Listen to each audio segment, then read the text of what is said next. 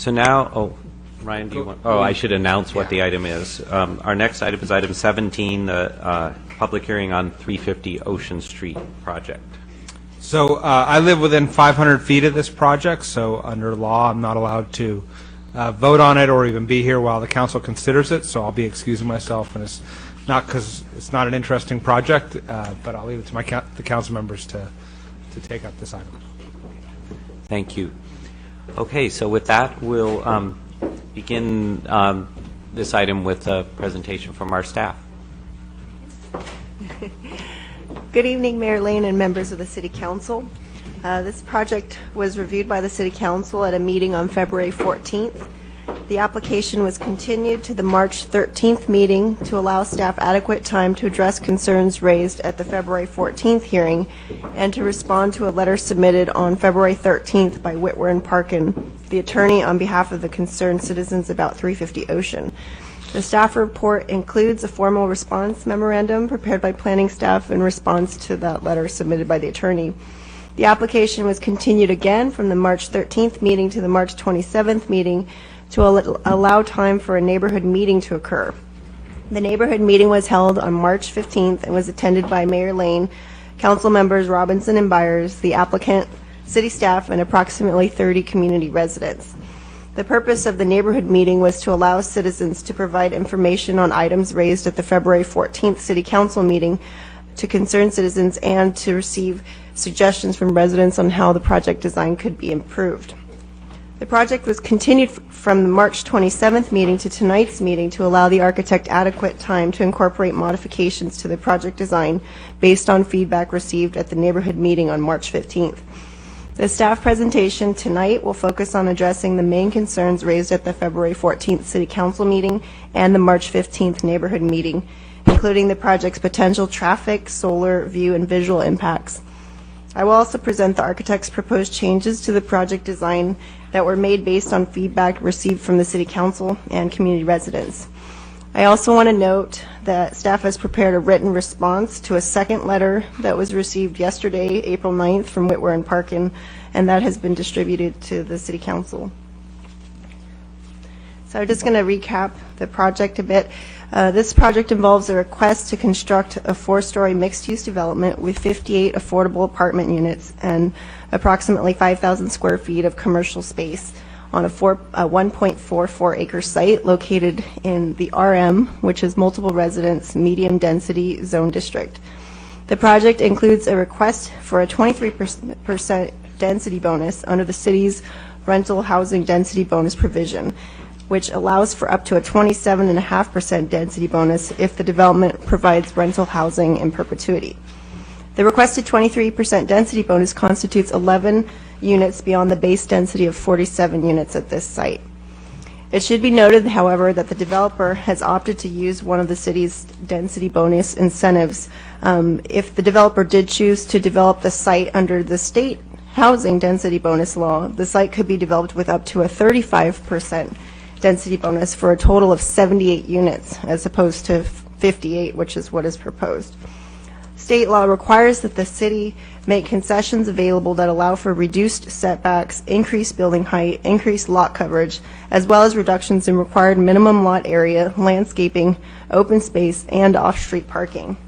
Instead, the applicant is requesting variations from use, height, and setback regulations consistent with the planned development permit zoning provisions. So I'll go a little bit into concerns that were raised about traffic impacts and safety. At the February 14th City Council meeting, there were concerns raised about the potential traffic impacts of the project, particularly the potential difficulty of making left turns into the development when traveling southbound on Ocean Street, the project's contribution to traffic congestion and backup south of Broadway on Ocean Street, and pedestrian safety in crossing Ocean Street. On March 13th, the traffic engineer for the project, Hatchmont McDonald, prepared a memorandum that evaluated these specific issues. The memo was reviewed by the city's consulting traffic engineer and public works staff and is attached to your staff report. The memo concludes that delays for left turn lanes or left turns into the project driveway would be low, approximately 2 seconds or less, and that travel speeds on Ocean Street would minimize the impacts of left turning traffic on vehicle flow along southbound Ocean Street. Further, the 415-foot distance between the Ocean and Broadway intersection and the project driveway will be more than adequate to accommodate queuing that does occur. The memo also provides an analysis of vehicle queue lengths along northbound Ocean Street that could directly block access to the project driveway, and concludes that the project driveway is located 15 feet south of the Ocean Broadway intersection, where northbound vehicle queues would only extend to about 150 feet south of the intersection. The memo evaluates the potential need for a keep clear zone or a left turn lane at the project driveway, and it concludes that these roadway improvements are unnecessary based on a quantitative analysis of the left turn delay times, vehicle queue lengths, and the distance from the project driveway to the Ocean Broadway intersection. While significant traffic congestion does occur on Ocean Street during peak tourist season in the summer months, these backups are occasional and do not reflect typical year-round traffic conditions. With respect to the question of pedestrian safety, the traffic memo notes that a mid-block pedestrian crossing would not be suitable at this location because they are generally unexpected by drivers. They include the crossing of multiple lanes, and they require warning devices such as lighting and signs. The memo further notes that the controlled pedestrian crossings at Ocean and Broadway and at Ocean and Barson are much safer than a new mid-block crossing would be, and they are also in close proximity to the site. The memo indicates that the proposed project will increase Ocean Street traffic volumes by approximately 2%, and that no changes would be necessary to improve roadway safety along Ocean Street, and further that the project would actually improve roadway safety along this stretch of Ocean Street by removing one of the existing two driveways at the site, which would thereby reduce potential vehicle, pedestrian, and bicyclist conflict points along Ocean Street. It concludes that the project traffic would be sufficiently low to not substantially impede pedestrian bicycle transit systems.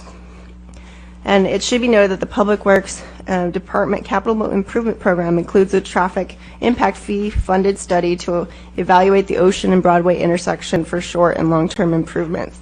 And if there are any other questions related to the project's potential impacts on traffic and traffic safety, the project traffic engineer is here tonight, as well as the city engineer, to address other questions.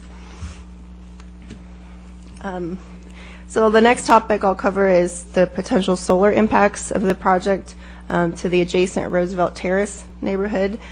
This came up at the February 14th meeting where residents of the Roosevelt Terrace neighborhood, which is east of the project site, they had concerns about the potential impacts of the development on solar access to their properties. This site section was provided in the project plans, and it shows the sun angles for December and for July, which the city's architectural consultant confirmed that these were accurate sun angles, and they demonstrate that the proposed development will not directly affect solar access to the Roosevelt Terrace neighborhood. And the applicant provided further sun and shadow studies showing the shadows that would be cast by the proposed development on an aerial view at various times of the year. And due to the substantial grade differential between the Roosevelt Terrace neighborhood and the project site, the impacts to solar access due to shadows cast by the three-story building here at the rear of the site would be minimal. The sun studies do show that there's some shading of the rear yards of the Roosevelt Terrace properties that occurs late in the afternoon in March and September, which you can see here, and as well as shadows during the December, all the December times. And these are a result of the sun angle being extremely low. But it should be noted that the rear yard fences of the Roosevelt Terrace properties at the ground level would already be casting shade on those rear yards, which is an existing condition without the project. A question was raised about the Podium Courtyard trees at the February 14th City Council meeting, and what types of trees would be located in these Podium Courtyards and how big they would be. The architect has provided these cross sections through the landscape Podium Courtyards, and it shows that the trees would be planted in raised planters that would basically sit on top of the roof of the parking garage below on the first floor. The roof of the garage will be engineered to support the weight of the trees at these locations. And this slide just was provided by the architect to show examples of typical rooftop gardens and how trees are planted basically on top of the roof of the floor below. As far as the trees that would be planted, the project landscape architect worked with the city arborist to select some appropriate tree species that would be suitable for the landscape podiums, and they came up with these tree types: the olive swan hill, the king palm, and then additional tree types: the New Zealand Christmas tree, the firewheel tree, and the water gum tree. And the larger trees out of these species would grow to between 15 and 20 feet tall. And this species in the lower right-hand corner is called Carolina laurel cherry, and that was selected as an alternative to bamboo screening along the rear property line between the project site and Roosevelt Terrace. Here's a site plan, and it basically shows some of the enhancements that were provided by the project architect since the February 14th City Council meeting. At that meeting, concerns were raised about the need for additional enhancement along the side and rear elevations of the property. The architect has added additional recesses along the building perimeter, which you can see one here at the northwest corner of the building. Then there's an additional 2 insets that are provided along the rear east property line, and another inset here on the south side of the building adjacent to an interior stair. And the recesses are intended to provide a larger planting area along the building perimeter to accommodate more significant trees and landscaping, which also will enhance the views from these elevations with these additional trees. This slide shows basically this is the 4th floor of the building, and this is the rear portion of the building adjacent to Roosevelt Terrace. This is the roof of the 3rd floor of the building. And at the February 14th City Council meeting and the March 15th neighborhood meeting, there were concerns raised about the potential view impacts of the project on the Roosevelt Terrace properties to the east of the site. And although the city doesn't typically consider private views, the architect provided simulations from the individual units in the Roosevelt Terrace neighborhood. There was some concern that these simulations weren't accurate, so city staff had our city architectural consultant review these simulations for their accuracy, which he did confirm. He provided some recommendations for minor modifications to the simulations in order to more realistically convey their massing and form, but he did confirm that the actual views themselves were accurate. And the architect prepared revised view simulations, which have been provided in your supplemental plans, and they were also presented at the neighborhood meeting.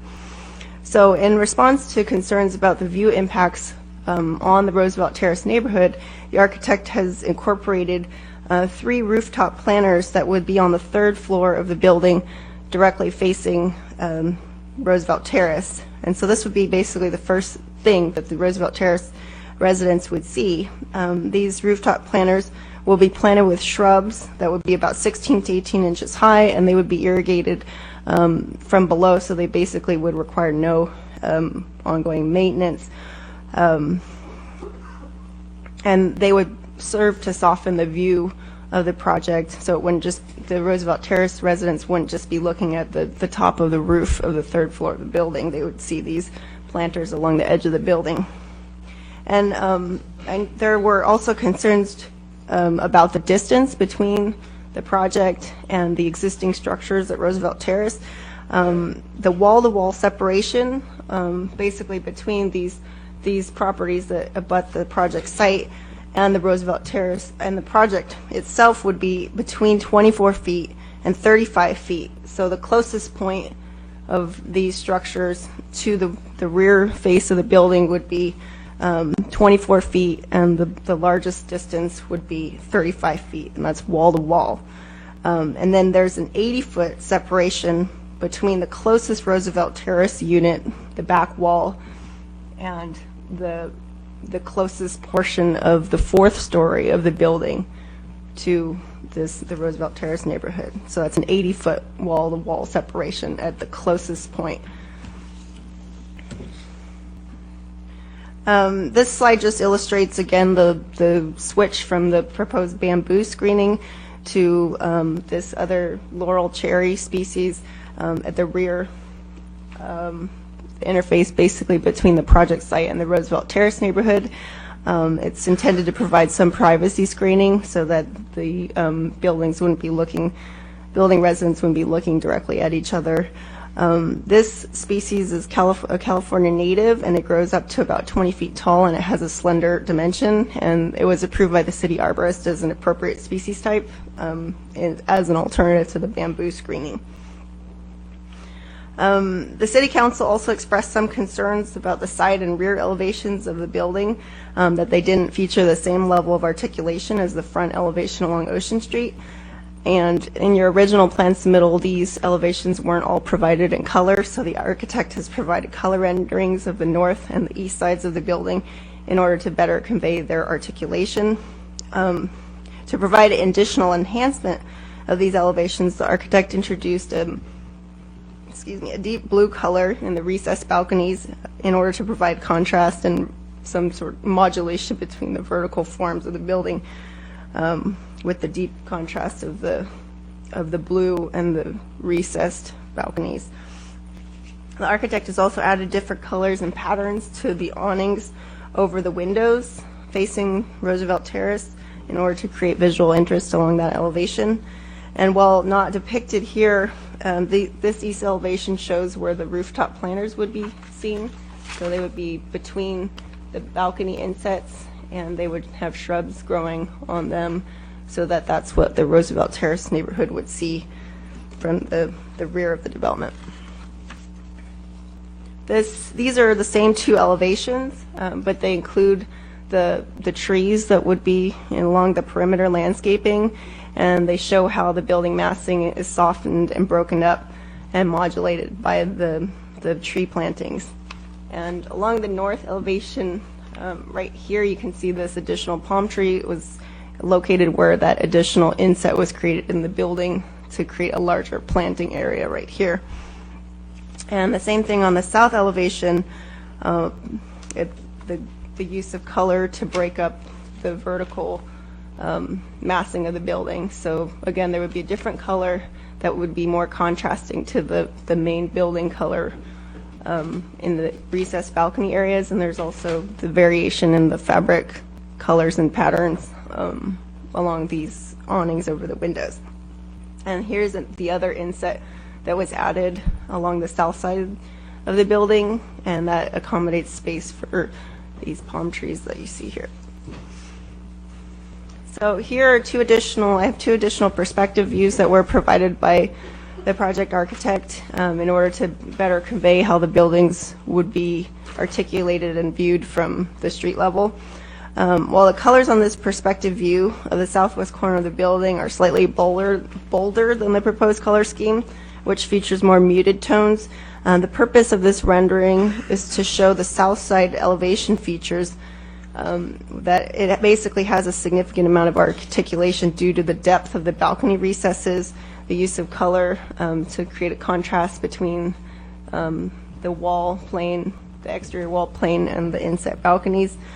As a point of clarification, there are two recesses shown here and here they're basically at the ground floor and where the parking garage is located.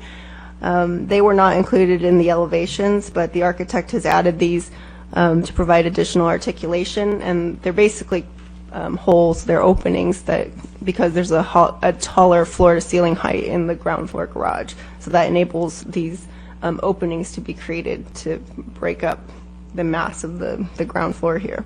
So Janice, they're basically openings to the garage? Mm-hmm. Okay. And then here's another perspective view of the northwest corner of the building, and it's intended to convey how the building massing will be broken up again by using varying paint colors, the deep recesses of the balconies, and the varied roof line, which alternates between a flat roof and the shed roofs over the balconies. And it also illustrates how the green wall treatment along the north elevation and the existing trees at this parcel with an existing residence, they obscure much of the the portion of the building that might otherwise appear to have larger expanses of stucco.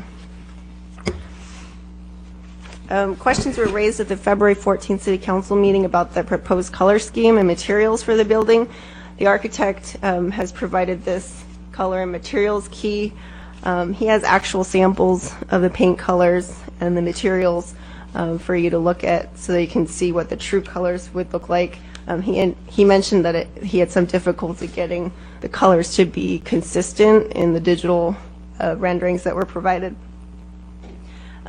This sheet basically shows that the building has a combination of color tiles, stucco, aluminum storefronts, fabric awnings, a copper finish metal roof material, green wall treatment, and wrought iron balcony railings. And the building color scheme includes muted earth tones. So these are these colors that you see here, blue and white tiles, and then these are two awning colors, the navy blue and the sort of black, deep black color. And then there's also a brown and then a green and white striped awning that's proposed now as an additional awning variation.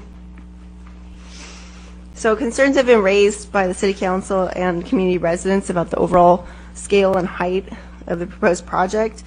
The plan development and permit provisions allow for height variations of up to 1 story and 20% of the maximum building height allowed under the base zoning. The RM zone district allows for buildings 3 stories and 35 feet in height, and this project is requesting a height variation for the forward portion of the building along Ocean Street in order to allow for 1 additional story and 7 extra feet of height for a total height of 42 feet. The rear portion of the building steps down to 3 stories and 31.2 feet in height, so no height variation is needed at the rear of the building. And while the project will have a somewhat larger building envelope in terms of its height, setbacks, and unit count than the base zoning allows for, the project has a comparable scale, mass, and density to existing and approved hotel and motel structures in the immediate area and along the Ocean Street corridor. And so this is a view of the project looking north on Ocean Street, and it shows the existing Pacific Inn hotel that's right next door, and that's 3 stories. And then here's a view of the project just straight on an elevation of that segment of Ocean Street. This is the project. This is the Pacific Inn to the south, and then this is the Motel Santa Cruz that's north of the project site. And it just shows that the project has, it is 1 story taller than these buildings, but it has a comparable scale to its context. The proposed project design has been designed to be consistent with the city's vision for 3- and 4-story higher density mixed-use development along the community's major corridors, as expressed in the current general plan and the general plan 2030 and the draft Ocean Street area plan, which are both pending adoption. And this last slide just shows that the city has approved numerous higher density and mixed-use housing projects in neighborhoods throughout the community and along major commercial corridors. And where initially many, if not all, of these projects were perceived as being too large or massive for their surroundings at the time of their approval, they ultimately do integrate into the community, into their local context, and they have been viewed positively upon their construction. So the proposed project will provide much needed affordable and rental housing opportunities and implement the city's vision of higher density mixed-use development along major corridors. The applicant has worked diligently to address concerns related to traffic, solar, and view impacts, as well as to modify the project design to mitigate visual impacts. The supplemental plans submitted, they more clearly show the side and rear elevations of the building in order to realistically show how they might be viewed and how much articulation they actually do have.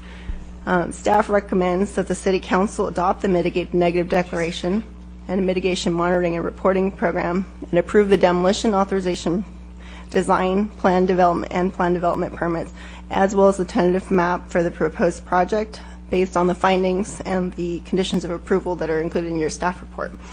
And that concludes the staff presentation. Thank you. Thank you. Other people get questions before me normally, but I just want to ask one since that slide is up. Could you actually say where each of what each of those ones, or most of those are that are in that picture. This is the Pacific Shores Apartments on Schaefer Road. This is the Sycamore Commons on Sycamore.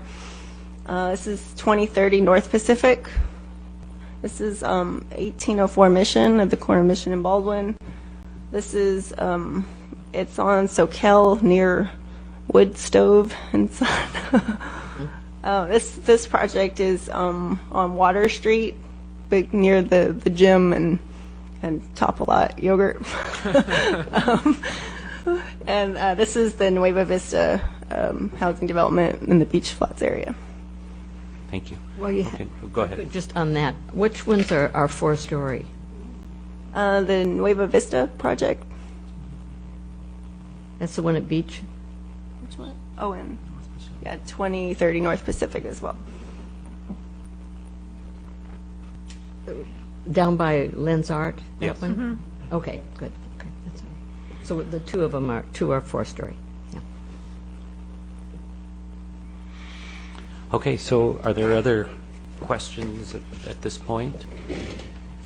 Okay, so this would be the opportunity for the applicant to make a presentation, and I just want to be to be really clear about the time. Between all of you who represent the applicant, you have 15 minutes, and I'm going to be giving 15 minutes to the neighborhood organization that approached me for some extra time too. So, go. My name's Caleb Roop. I'm the president and owner of the development company and the owner of the property. I know you guys have had a long afternoon with different things, so I'm not going to take much time other than to say that we appreciate everybody's hard work on this. I'm going to yield the balance of the time to the architect, and my intentions are for you guys just to, wherever you want the meeting to go, whatever things you want to focus on, just to focus on those things, and we're going to kind of put our presentation or anything like it to the side. The only thing I would just add is to say staff did a great job, and we remain committed to continue to work as a good neighbor to everybody in the community. We've made tremendous strides. You guys have made contributions, staff has, and that's the kind of neighbor we're going to be long term. And we hope to get this project done. We hope you approve it. But again, we're committed to being a good neighbor, and we'll continue to do that. Okay? So Jan, if you want to. Good evening, Mayor Lane and members of the council. Taking your lead, Mayor Lane, rather than get into a full-blown presentation or rehash of the entire project, I don't know if that's the council's pleasure, but if you would like, I could just focus on the changes and the refinements that were made over the last 6 weeks, 2 months through the workshops and suggestions and refinements that came from staff. So is that your pleasure, or should I use the 15 minutes to kind of present the entire project? I mean, I'm not sure which you'd have me do. I hate to do this, but I'm going to kind of throw it right back at you. That it's really it's your time, whatever you feel is most important for you to convey. I certainly think it would make sense to put some of the time into highlighting things that have changed since the last time we were here. Well, that's what I'll focus on, and I'll use that to talk about the entire project. So with that,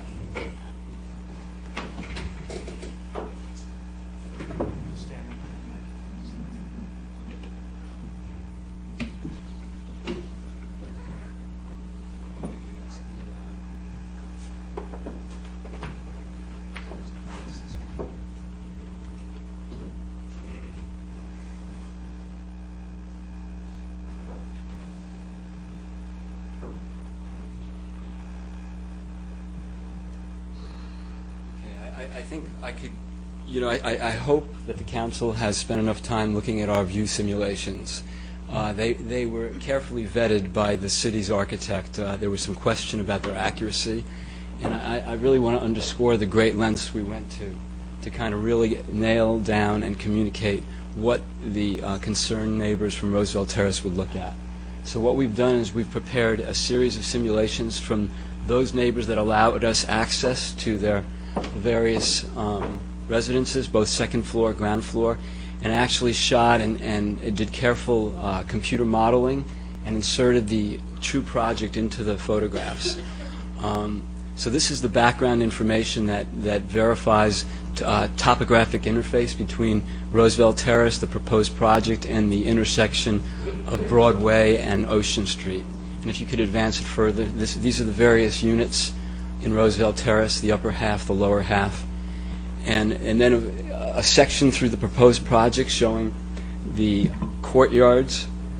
If you can go back one, Caleb, thanks. These are the garden courtyards of the project.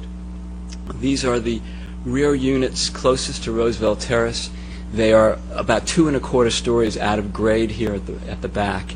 And then accurate sections through the civil drawings that were used to build Roosevelt Terrace show the actual unit array of Roosevelt Terrace, so you can see the topography and the grade. If you advance this, Caleb, this is various views taken from various units that with the owners' names. The elevation, floor elevation of first and second floor was verified, and the unit numbers identified here. And then from this unit here, you've got your proposed view. This is the existing view. You can somewhat see the project down between the existing Roosevelt Terrace units. And I'd like to breeze through this because I think there's been enough study by the council of this. Again, from a back unit in Roosevelt Terrace, not the ones closest to the proposed project, one behind, peeking between these 2 Roosevelt Terrace units out towards the proposed project. You can see what you see. And then from Unit 208, again looking at the gap between 2 Roosevelt Terrace units, this is kind of not much of a change here. And then looking down the Roosevelt Terrace street from Unit 207, this is standing in front of the front door on the ground. You could see the parapet of the proposed project behind here between the Roosevelt Terrace units, and in the existing view it does not exist. Looking out of the second floor bedroom window of Unit 204, this photograph was provided to us, and this was the view simulation looking across the roof where we drop down the height of the building so we don't perpetrate as much impact on Roosevelt Terrace, looking across that roof 112 feet away to the 4th story beyond of Roosevelt Terrace. And then again here from 210, you could see the eave of the existing house that's on this lot here. So this view is looking out between that house and the proposed project. This is existing vegetation on Roosevelt Terrace. Again, across that proposed roof to the story beyond. And then looking a little bit northwest across the proposed roof that Janice explained, we were talking about putting roof planters in the foreground to further soften this beyond the existing vegetation to the 4th story element at this corner. And these are views on the ground floor living space of 210 looking out into the fence. And here you could see through the vegetation, you would see the parapet of the proposed building beyond. And this is a side shot that shows the backyard condition of a Roosevelt Terrace unit, showing the fencing and vegetation on the property line there. So what we endeavored to do to kind of further address the elevations that the council had asked, could we further soften them and address them? We've shown enhancement pockets for vegetation along the perimeter here, here, and here to enhance the vegetation opportunities and further screen the building. Can you pause just for, go back to that one? So everywhere that's green, what's changed versus what's existing? For instance, this corner was scooped out to allow for a large tree to be placed there. We found that with further study that the length of the stairwell could be reduced so that we were able to create a significant pocket at that corner of the building. Likewise, with the inclusion of some compact parking, which we had very little of. Most of the parking space in the garage were standard size spaces, but there's an allowance of 30% for compacts. So we were able to pull back a couple of feet and create these pockets to further enhance the side yard and the plantability of those side yards. Caleb, if you go back, and then further here to add some vegetation at this point of the building as well. Moving further along, this shows those roof planters that, as these units, the second floor only really of these units, look through the existing trees and new proposed vegetation, any glimpses they would get across the roof would be softened by the addition of these roof planters on the roof. And this just shows the coloration of the deep set balconies. These are fairly deep balconies that help modulate the mass of the building. As Janice pointed out, we varied the color of the awnings, and we deepened the base color to articulate the mass better. And this is the north elevation that shows the same effect. And then again, the next slide just shows the same with vegetation. But I really think it's important, and I want to emphasize this to the council, that this elevation facing Roosevelt Terrace is very buried. I mean, there's a significant grade change between the base of this unit and the Roosevelt Terrace unit. So the impact of this elevation will never be perceived in mass like that. It's almost impossible, given the extent of vegetation there and the significant grade differential that you've seen in other views, the section views and other angles. And again, on the north elevation, you can see how this pocket was added here. This whole back portion of the north elevation is very buried in a lot of existing vegetation that's immediately off the site, but then again, we've gone overboard, and as the staff report properly points out, we've planted we exceeded the condition of planting requirement that was 3-to-1 at 4-to-1. So 24-inch box trees are now planted at a 4-to-1 replacement ratio instead of the 3-to-1 that's required as a condition of approval. And we're utilizing that vegetation to further ameliorate these two elevations. And then this is the south elevation. This is against the access drive, the alley, adjacent Previns Motel, which is just south of the project. And then this is vegetation adjacent that back lot at the corner of the property. And that niche, there's further vegetation added here. This is just a view of Ocean Street showing the breakup of the mass and the significant articulation of that. This is a view from the southwest corner, and Janice is correct. When I prepared this drawing for submittal, I thought it would be nice to further articulate the lower story, the podium level garage, by adding those perforations, that fenestration through. In addition to the drive-through fenestration, adding these penetrating windows further articulated the mass and broke it down. We also added some additional color at the back of the balconies to make that a rich, variegated experience. And I think it's a time-tested and true fact that to break down a building's mass, you want to significantly articulate a wall by the ins and outs, the play of shadow, the awning, copper awning balcony elements, the variety of guardrail types will really help soften that element. We popped out this, this is kind of a common area space that pops out just to break it out.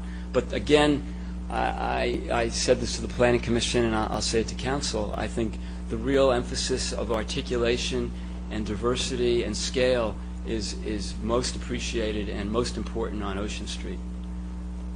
And then this is a view from the northwest corner. You can see the existing house on the subject lot that one day may or may not be acquired. But if not, I think we've got more than ample tools here and devices to adequately screen that corner of the building.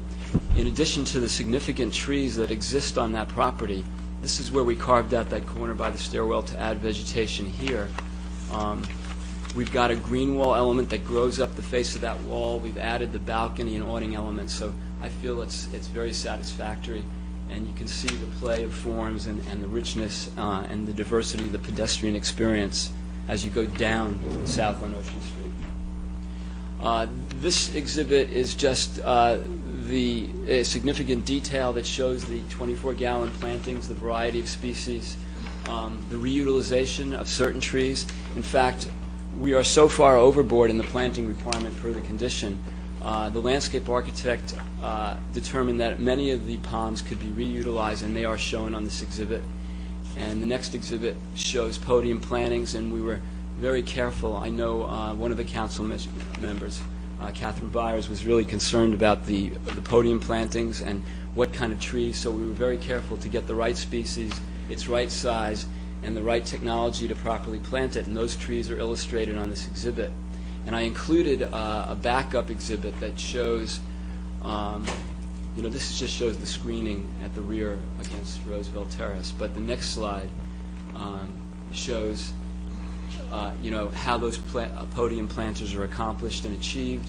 And if you go one more, Caleb, this actually illustrates, how successful these courtyard pedestrian spaces could be. And we're, really delighted that these kinds of spaces, in lieu of parking open-air parking are a much preferable civic solution for projects like this. So we're happy to show those. That just nails the times of the year and the shadow studies. You can go back one, Caleb. This was the color board that was requested, and I actually, knowing that I've expressed repeatedly the difficulty of calibrating color in different printings, different computers, I actually brought with me the actual colored samples to show the earth tone colors, awning fabrics, different ceramic tiles, and if the council so wishes, they can examine and get the textures of these materials in hand. So how do you plan on doing that? Because also the public should see that. Well, I think working with that exhibit, and these are actually named, enumerated here, and they're actually showing where they occur on the exhibit. Okay, because even on that page, the colors don't match up. Because I appreciate what you're saying. It's been very hard to articulate on the prints, the colors, but that's actually going to show us what you're intending by what's in your hand, right? Yeah, well, this will be on record, and we will deliver these to the city file, so that these are the actual colors that are used on You need to be used on the microphone. But I'm just saying, since it is our public hearing tonight, for us to even understand, I think that's your best articulation is what's in hand. Yes. So do you want us to pass it around and then we put it over to the side so public can also see it? Or That would be great. I think that's well, a we good need to idea. do something because on that table doesn't do us any good. So Why don't I just pass them right over here? okay. And are you comfortable with those kind of going to the side window eventually for people to look at as Yeah. well, if they choose to? I'd be delighted to do that. Okay, that works.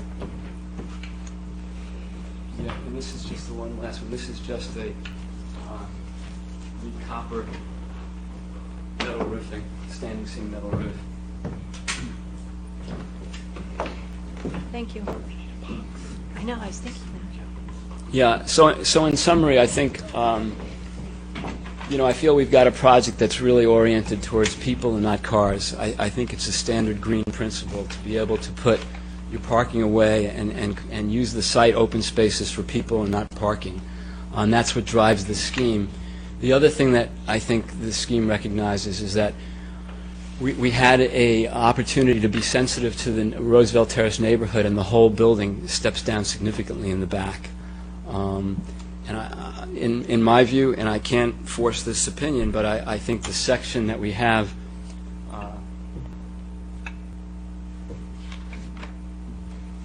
at the rear of the building, showing the relationship between the grade of Roosevelt Terrace as it ascends up the hill and the way this project drops down a full story here is kind of a sensitive response.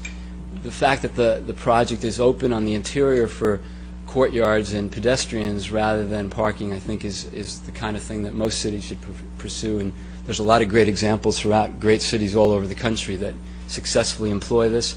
And then the other thing that I'm excited about as an architect is to be able to deliver that rich, variegated experience to the streetscape so that you've got variety, you've got legibility, and you've got interest. And you break down what is a significant size project, instead of having one big mass, you've got a lot of play and articulation and terracing back. So I think that's something that'll be appreciated hopefully one day, and hopefully the council recognizes that. So I will reserve the rest of my time to answer questions. I hope I've delivered what you needed, and I'm available for any commentary or further questioning. Okay, thank you.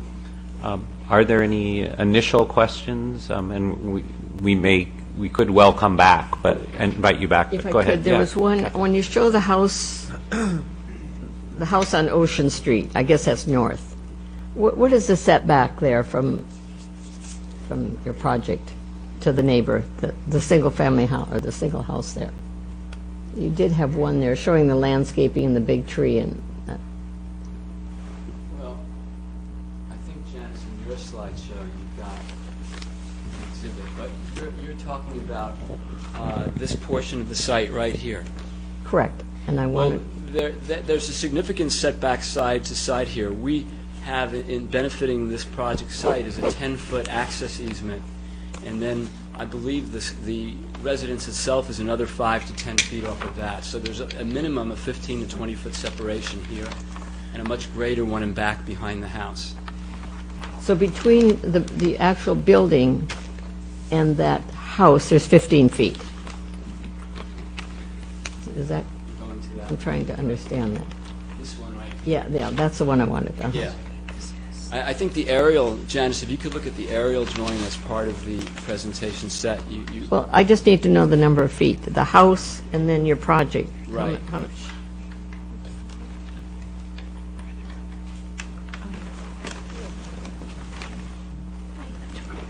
This came up, I know, our first hearing, and I still, it's on the order of 20 feet. between the project Yeah. and because That's of the about a 10-foot 20-foot easement. separation there. And 10 feet of that 20 feet is the access easement controlled by the proposed project. And then in the back, there's 30 feet Okay. between the proposed project and the back of the house. In the back of the house, there's 30. Okay, that's what I need to know. Okay, I think that was my question. There'll be lots of questions, but just technically, these questions on the materials, these three guys, there's three of them. Right. I'm assuming one of them might be the green that we see that looks like a tile. Correct. And then these two might be the thing that keeps changing colors and iterations, but it's the arch. No. Oh, okay, so what are these three samples here? They must be. The green one is this tile right here. So that's this. Right, and then the other two are paver tiles for the walks and pavement out in front, those Okay. beige colors. Then what is the arch? What is that made of? The Is it arch is the two pale colors. That Of just, In the of paint, paint. of just paint? Yes, just paint. They're just paint, okay. There's a reglet relief. Yes. Okay. I just wanted to, just as we walk those around, just so people know what these items are. And then I'm just intrigued, it's why white vinyl windows versus kind of other tones that could be? Well, I'd like to explain that. It's funny because Janice and I had this discussion after the December meeting, but I think with a earth tone color scheme for plaster, which I think is appropriate given the context of Ocean Street and the variety of architecture and different tonalities that you get up and down Ocean Street, I'm very satisfied with these colors. But to me, to use like an almond-colored vinyl window is kind of, it doesn't have the crispness. And when I think of Ocean Street and the ocean, the white trim against these earth tone colors is much more indicative of a satisfactory trim application than kind of a blah almond color. So, like it could be just my opinion, but like a lot of, when you go up and down the residential sections of streets and you see houses that have earth tone colors, very often the trim around the windows is white. And that's the same kind of approach that I think would be appropriate here. I felt much more satisfied with the white trim rather than having kind of muted beiges or off greens. They just seem to be, I don't want to use any disparaging words, but I understand, that's why I asked the question, because I knew it was deliberate, I wanted to know. Okay, because those are the materials, I just wanted the material questions answered, so that's it for the moment. Actually, I have one more. I think in the original, it's crossed off now about using wrought iron for the balconies. Right. And what are you suggesting now? well, what was suggested that we only employ one type of balcony detailing. For all of them. For the entire Right, project. right. And I argued against that. I felt like the richness of the project is at least having a little bit more vocabulary to address different situations. It would make a more varied and scale building rather than have it be so monolithic as a solution. So what's happening? Well, we're using wrought iron, but we're using different patterns of wrought Oh, okay, you iron. did tell me that. Thank you, I forgot. Okay.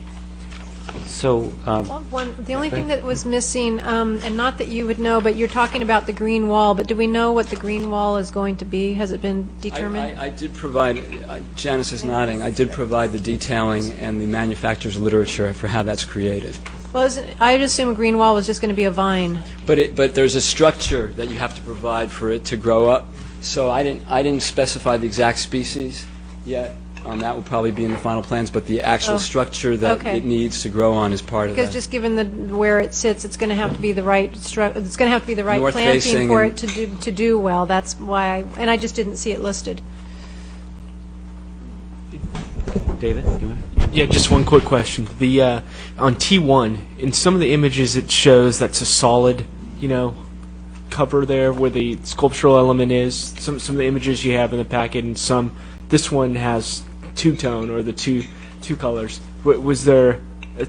Yeah, well, the finial and the dome cap to do that pattern in the two colored tile samples I have would make a very lively and exciting element up there. So the two colors are provided in the sample, but in some of the early images it was difficult to render, so it was illustrated as just one tone. Okay. But that's an accurate depiction of what's intended. And that sculptural element on top is. I've gotten so many comments about that over the last several months, and it's really typical to finish a decorative element in a corner building all through Europe, and even in this community. I've gone around and taken a lot of photos and looked at things.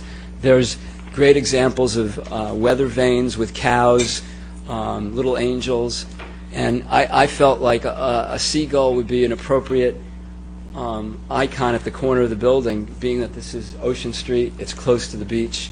It seemed like a nice touch to finish off that tower element.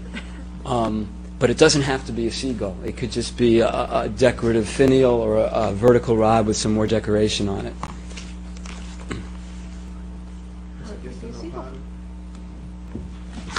I'll tell you later. Okay. It's an inside joke. Okay, are we? I could have just said, well, it just landed there for the presentation, and Right. that's it. Well, it's different. It's actually wings are open in some, and some it's closed. So I wasn't sure. Oh, I see. Yeah, there is yeah. That one's just landing and that one's perched. We're getting. Okay, I wanted to ask.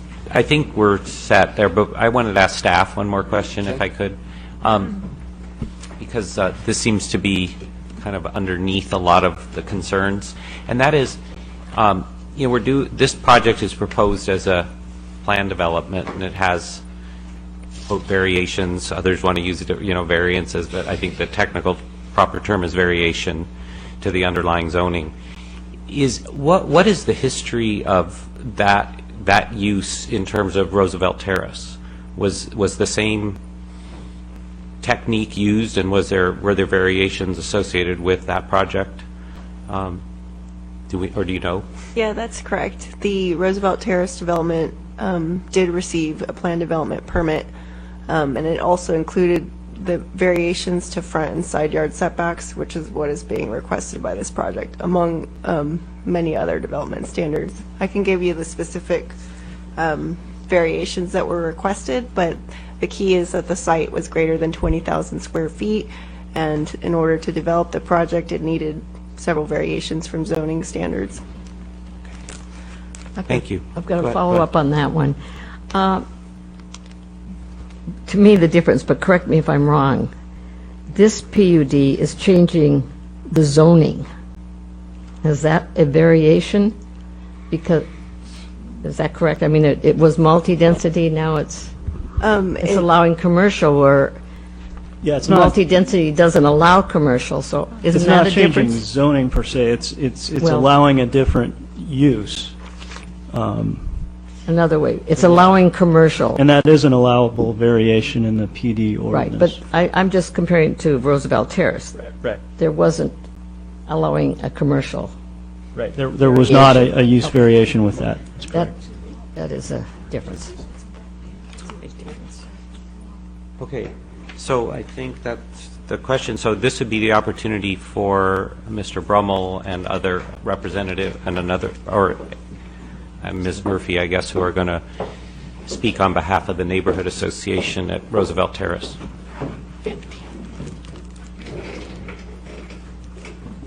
Shall I go first? Okay, I don't want to debate the smokescreen details of this project. And there's lots of smokescreen details. There's the deceptively invisible parts of the building when we see elevations up here, which are used gray lines as opposed to solid buildings. There's ridiculously biased and selective view representation scenarios. They're all very accurate. We had some very accurate views away from the building, which are not representative. What we were concerned about was representative views, not whether they accurately were taken from the right place. And the steamrolling of the city arborist, for example, on the heritage trees issues. But these are smokescreen details, and I don't want to talk about these details. I'd want to get down instead to the main issue that's at stake here. And the issue is very, very simple. The project is a great idea, redevelopment, affordable housing, great idea, but it's too big. It's as simple as that. That's the only problem. And what do I mean by too big? I'm going to say too big on two separate counts. First of all, it's too big in context. It's too big for the neighborhood. Despite what staff say, there are no comparably sized buildings around. This is a 53,000 square foot building of 4 stories. The hotels, which are next door, are 8,000 square feet and 12,000 square feet footprint and 3 stories. Is 8,000 and 12,000 square feet and 3 stories the same as 53,000 square feet and 4 stories? I mean, how can you even I mean, there's no question about it, really, is there? So it's too big in context. And again, we saw other similar housing projects around Santa Cruz, which the staff kindly provided with, the majority of which were 3 stories. I don't know the square footage on all of those, but most of them were 3 stories, right? Only 2 out of some number, there was more than was actually shown, were 4 stories. So it's too big in context. It does not fit in the neighborhood in terms of size. The second type of too big is that it's too big for the plot of land. As you just heard, many different types of variations were asked for in the building of this building. Variations in height. This is how it gets to be 4 stories. It was asked for a variation, a 20% variation on the standard zoning, makes it 1 story higher and that much bigger in height. Variations in setback. And a density bonus, too, to go with this, all from different requirements, the plan development permit or whatever. But basically, these are variations which make this building bigger. When you looked at the footprint of it on the screen up here, that little green strip that you asked around it, that's the difference between 53,000 square feet and the plot size, which is 65,000 square feet. There's a little gap around the edge, and that's about it.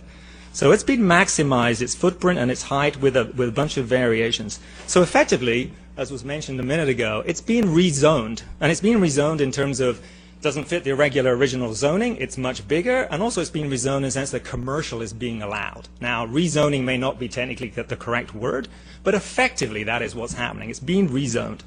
And the putting of that commercial layer on the bottom says, well, that's nothing to do with affordable housing, which is admirable, right? But that bumps it up by 1 story. Without that commercial right down the bottom there, this thing would be a 3-story building. Back to its regular zoning, right? So to me, it's too big in context, and it's too big as itself on the plot of land that it's put there. So let's just go back to how did this happen? Well, there's 3 separate independent parties who have an interest in this project with different agendas. The first is the city wants affordable housing. As I said, that's an admirable desire. The second is the developer wants to help the city out, also admirable, also wants to make a profit, understandable. The third thing is that there's a community who also wants to do something about this redevelopment there, but also want to minimize the negative impact on their quality of lives and maybe even have a positive impact on the quality of their lives. So normally in a situation like that with 3 independent parties with slightly different agendas, you sit all 3 down again and you make them talk and you come to some sort of compromise to come up with the initial design for what you want. That is what did not happen in this case. Only 2 parties sat down together, and that was the staff and the developer, and the community who may be worried about the impact or negative impact in their lives were not involved in that process. So this is a failure in my mind of the process and has been admitted a few times. But not surprisingly, the end result were that, eventually the 2 parties came to some decision about what the design of this and then presented it to the 3rd party, and not surprisingly, the 2 parties are happy and 1 party is upset. So an extremely sort of expected outcome for this type of process. So this was just plain wrong, morally wrong in the way this went around. But let's be practical here. Can we do anything about this problem at this stage of the process? Well, the answer is yes. The answer is yes, and it's very easy. You just stick to the original regular zoning for that area for where that redevelopment wants to be. All the arguments above point to the fact that this thing should really be 3 stories and somewhat smaller in its footprint. which is exactly what the regular zoning requires. After all, the regular zoning is a sort of agreement between the city and the existing neighborhoods that you're only going to build something fairly reasonable in that plot if you knock down and start again, right? That is what zoning says. So I agreed that variations may be, legal, something like that, but let's talk about what really matters in this process involving three independent arguments. So if you stuck to the original code, kept it 3 stories, made the setbacks what they're supposed to be by the original zoning requirements, all the other problems that the neighborhood has talked about would go away. The reduction in the density would alleviate the traffic problem, the parking issues would go away, the safety issues would go away, the crime alley corridors at the back of the building would go away, the privacy issues, the sunlight issues, all these issues, if this thing was smaller, would go away and nobody would complain. It's as simple as that. So I therefore implore the council, who are the public employed arbiters of this sort of situation, out of these 3 people who are in this position, the council are the ones who should be arbitrating between the other 2, really. I implore you to listen not only to your own agenda, which wants affordable housing, but also to the desires of the public and the neighbors and the community around, who are just asking you, yes, let's go ahead with this project, it's a great idea, but it really should fit within the regular zoning that was originally planned for this area, and then everybody would be happy. So a 3-story building enforcing the regular setbacks would still provide a good amount of affordable housing. The same, if the commercial part was removed, you'd be back to 3 stories, no problem whatsoever. Or you can say keep the commercial, remove some of the residential units. That would work fine. So still a good amount of affordable housing would be provided. Either way, a decent profit would still be made by the developers, and the neighborhood would be in harmony. It's as simple as that. Not doing so sets a very dangerous precedent for future redevelopment. If this passes as is, then all subsequent developers who come for your 2030 plan or whatever will say, yes, we've now learned how to do this. You don't involve the neighborhoods, you design something as big as possible, and then when all the neighbors complain later on, you put a couple of planters on the roof, okay? That is what's going to happen. I guarantee you that's what's going to happen. And only you, as the city council members right now, have the power to stop that from becoming a pattern of redevelopment. Okay, the onus is on you to make sure this sort of practice does not become common, and make sure that the missing agenda, which was the case in this situation, the missing agenda is heard, and that instead of being a 2-way compromise, it becomes a proper 3-way compromise. Thanks. Thank you. Thank you.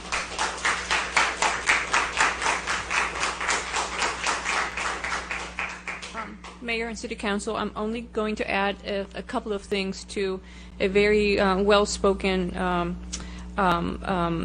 speech there by Nick Brummel.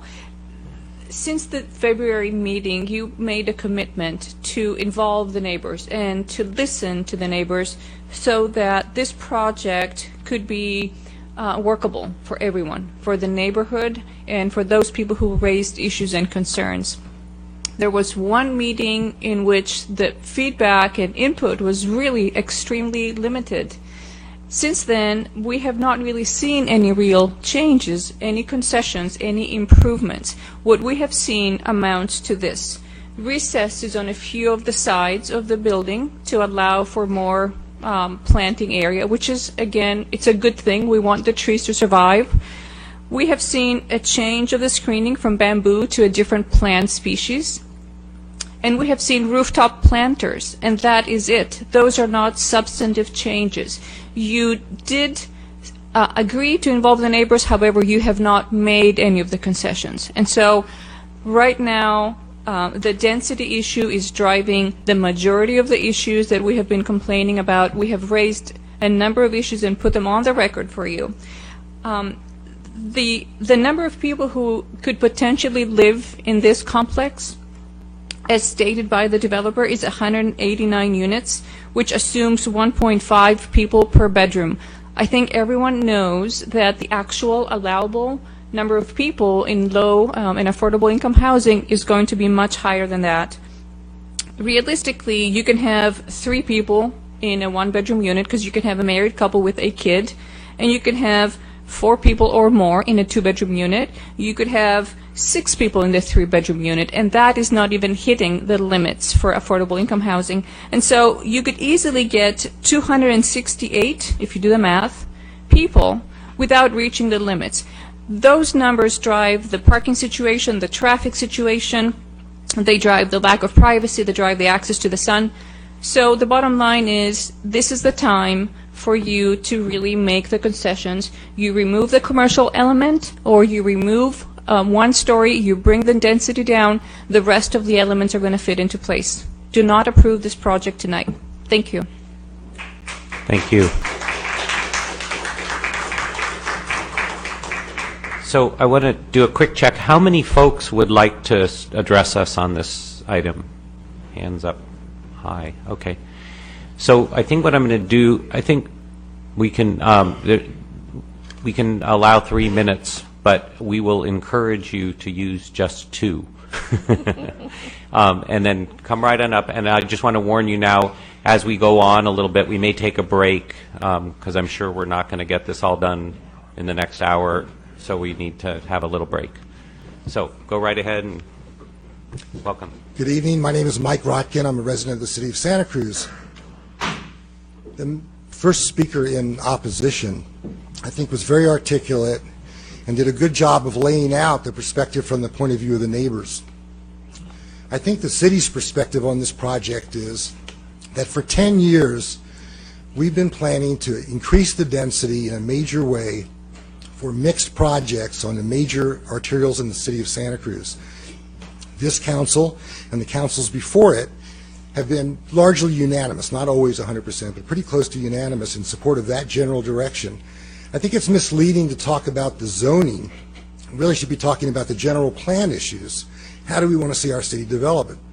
Where are we going to put the affordable housing? And this has been a major part of the decision the city's made about where it's going to go. I think, in terms of the second speaker against the project, the idea that somehow no concessions were made to the neighbors, I think that maybe an argument there that the developer gave up too much too early in deciding to lower the project in the back, cut the parapet off the back of it, which actually affects what happens to the neighbors. There continues to be, I think, misrepresentation about traffic problems and parking problems, of which there are none in this project. The real projects the neighbors have the reason to be concerned about are their views. I appreciate that they've got organized and come down and represented their interests. They have every right to do that.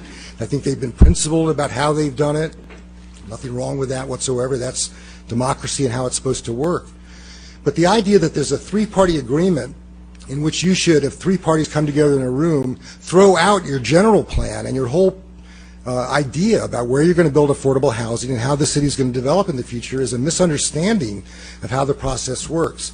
And to somehow represent the density bonuses that people get when they actually provide deeply affordable housing is a little misrepresenting of what's really going on.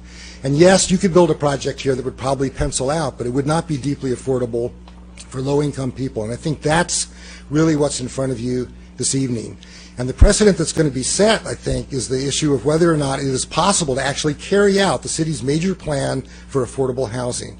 And if this project gets killed at this point because a story gets taken off the top or it's made smaller in some other way, the practical reality is you will not have a deeply affordable project here. You'll have a project that probably has some affordable housing in it, but not a 100% affordable project that provides the kind of amenities that exist here. So please don't undermine your plan for affordable housing by turning this project down. What's in front of you now is the best this project can be, and I hope you'll vote for it. Thank you. Thank you.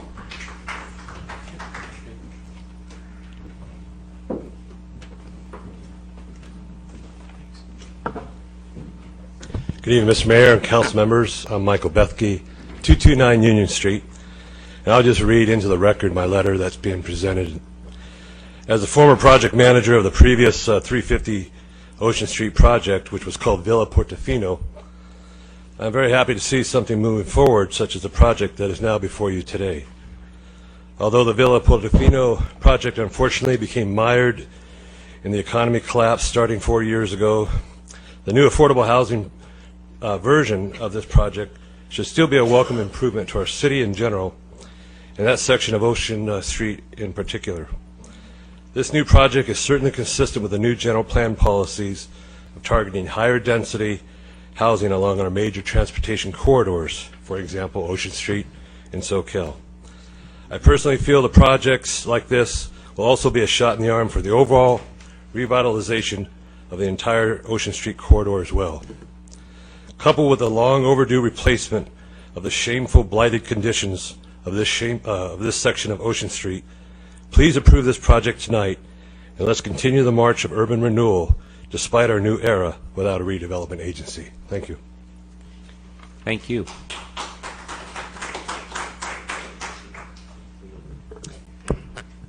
Hello, I'm Ross Gibson, and I've been saying from the beginning that the first thing you do when you're going to put a project in a neighborhood is identify the context, and that hasn't been done. I tried to do it for you by at least providing short papers on the issue, and when that didn't work, I provided a 26-page report, and that was lost until this morning and finally distributed. But the thing of it is, if you don't identify the aesthetic of the neighborhood, you end up identifying the neighborhood as low income and freeway corridor, and you get a completely different kind of project designed to those elements.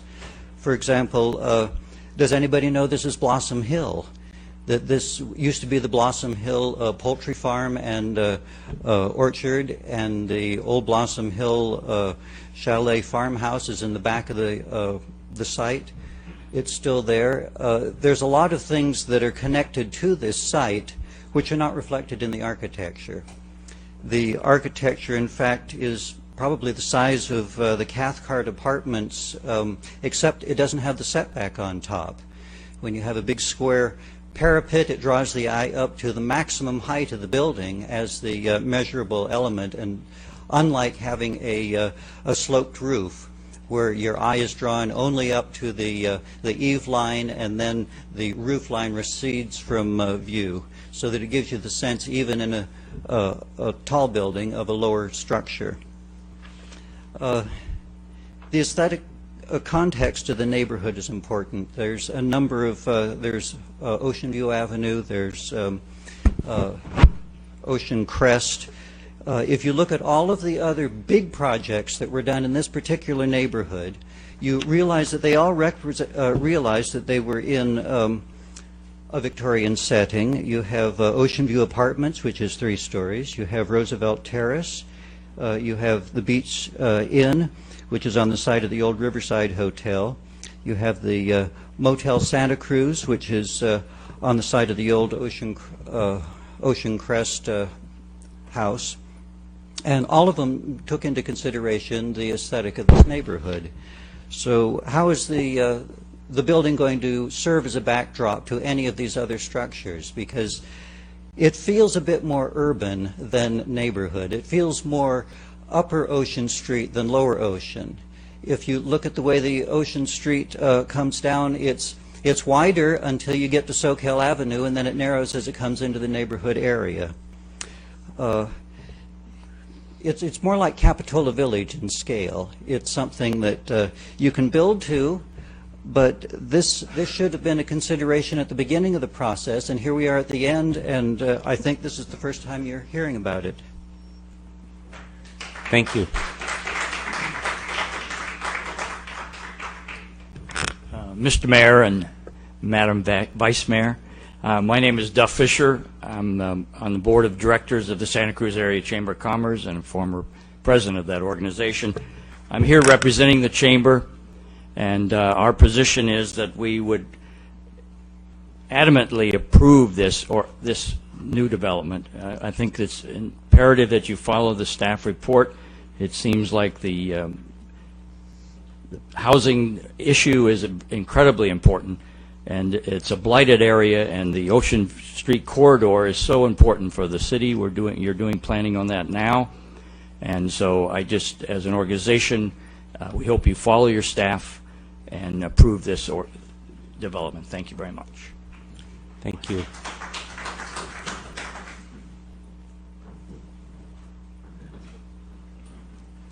Mr. Mayor and City Council, I'm Tom Stelling. I'm a commercial realtor here in town, and full disclosure, I sold one of the properties here at 350 Ocean twice over the years, so I'm very familiar with it. And it's not one of the better properties on Ocean Street. I'm ecstatic that a developer will come in here and spend the money and the time to develop this property. It solves a lot of problems. I'm also a member of the Chamber of Commerce, an ambassador for them. So there's things that about being in that view. People coming into town will see this, and I think it's a landmark building that will be pleasant for people to see. It improves the neighborhood. But I'm actually here as a neighbor. I live at 315 Ocean View, right above this project. And I'll be looking at it. It'll be a huge improvement there, and I think it solves a lot of problems in the neighborhood. Anyway, I hope you approve it. Thank you. Thank you.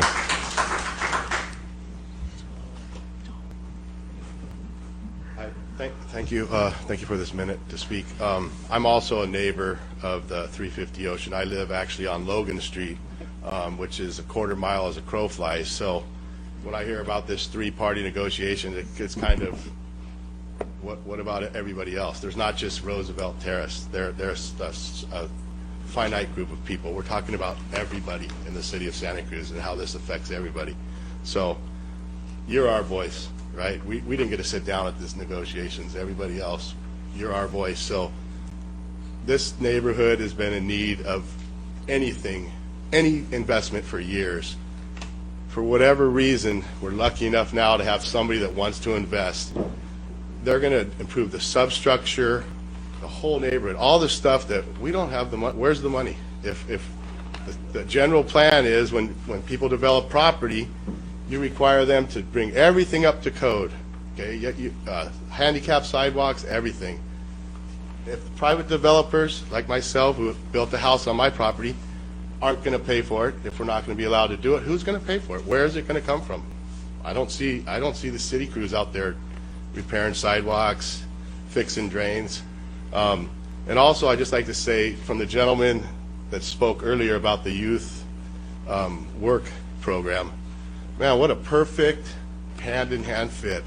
People were willing to invest in the Beach Street flats, tie it right in with that same project, make them have these youths hired. Commercial businesses, make them hire some of these youths. Developers, contractors, what a perfect opportunity. We need jobs in this town. And it just scares me kind of when I hear talk about the color and the tile shape. Man, I think we're missing the point here. This, it's really irrelevant that the color, the tile shape. This city needs these jobs really bad. We need this development. We need the investment in our city. Otherwise, we're going to be stuck where we are. Thank you. Thank you. And I want to applaud all the speakers so far who have been very restrained in their use of time. So thank you. Very good. I'm Rick Dela Cruz, and want to make a few points that you've already heard. First, let me compliment you and the staff. All of us have collectively more than a week in the development business and the review business and the approval business. And I can't think of another building that has been vetted as much as this, that's had as much open dialogue, and even though we may want to thank the architect, actually the developer, who obviously releases his group to engage, has really been very, very open and outstanding. So I want to compliment all of you. You've heard it. Those who think you don't know what's going on or haven't been clear with all the parts probably need to spend a little bit more time with you and really understand how you operate, and I want to compliment you on that. I have to agree with Mike. A lot of energy has gone into the future of Santa Cruz. There is a new general plan in the works. It was not just arbitrarily put together. There are lots of citizens that are not in this room that have been encouraging Ocean and other streets like Ocean to start to mature and develop. This building is a signature for the future. It's not a signature for the past. We're no longer in the 1880s. We are not really trying to compare old buildings that you know eventually are going to be remodeled, torn down, and replaced. And so we have to think about where is it going to go. I like the comment about connecting the young man earlier who showed a lot of energy and a lot of interest in changing his life, who's part of a youth employment world. Well, you know what? This may be where he lives if he's successful in some of his early phases in changing his life. So as a city, I think we want to support that. You've heard from me before. I'm working on a memory care facility I will have employees at different economic levels. I'm excited about this building, one, for its location, two, for the easy access to transit, three, I know a number of the people living here, if they're fortunate to live here, are going to use our transit system, and many of them may very well be my employee. So I want to encourage you to approve it, not change the building. You have analyzed it. The Planning Commission's analyzed it. Everyone has different tastes. I think in terms of a signature building, a complex building, and a different kind of building for an affordable unit, this is unique and outstanding. And I think Santa Cruz wants a few more buildings in its mix that the rest of the state and the community can make reference to, and I hope this is one of them. So in so many words, I think you did a great job. Please approve it. Approve it tonight so we can move on and help these guys do what they have to do to deliver an affordable housing unit. Thank you. Thank you.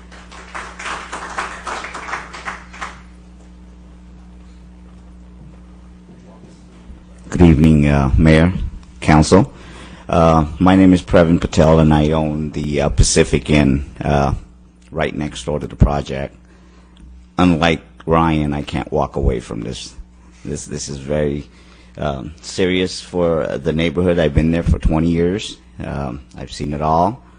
Roosevelt Terrace is a very respectable opposition group. I understand their situation. I think they should be heard, no doubt. But there's also another opposition group in that neighborhood. And the minute they found out I was in support of this project, they happened to tag my hotel all the way through. And this particular opposition group, I don't think we need to bow down to. If this project doesn't happen, they gain a victory. So we need some changes in that neighborhood bad, and sooner the better. Thank you. Thank you.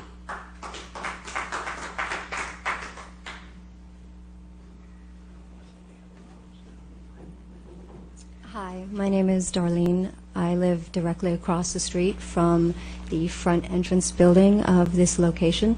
I will do my best to try not to reiterate some of the points that Nick had beautifully done, first and foremost, on behalf of the neighborhood. I like to think myself, unlike a lot of the people who have previous to me have spoken tonight, don't actually live in Lower Ocean. And I look at Ocean Street, and it changes. We'll call it a major commercial corridor. I think someone had mentioned that tonight.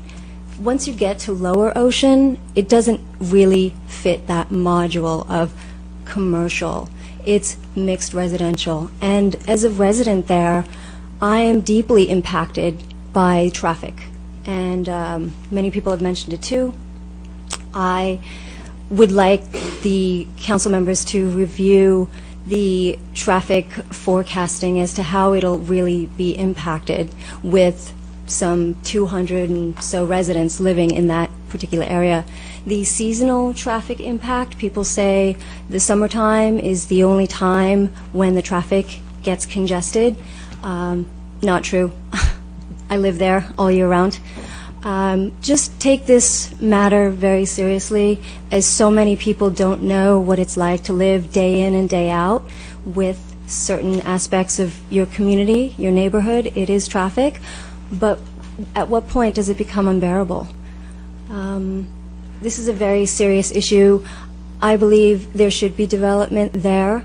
I cannot stress enough that I think the original format of 3 stories should be upheld. My front window that faces out down my driveway faces out and sees a tree line that this parapet and the beginning of the front end of that building will then now block. I really like where I live. I wouldn't want to have to move, and I have a lot of faith that all of you will make the right decision tonight. Thank you. Thank you.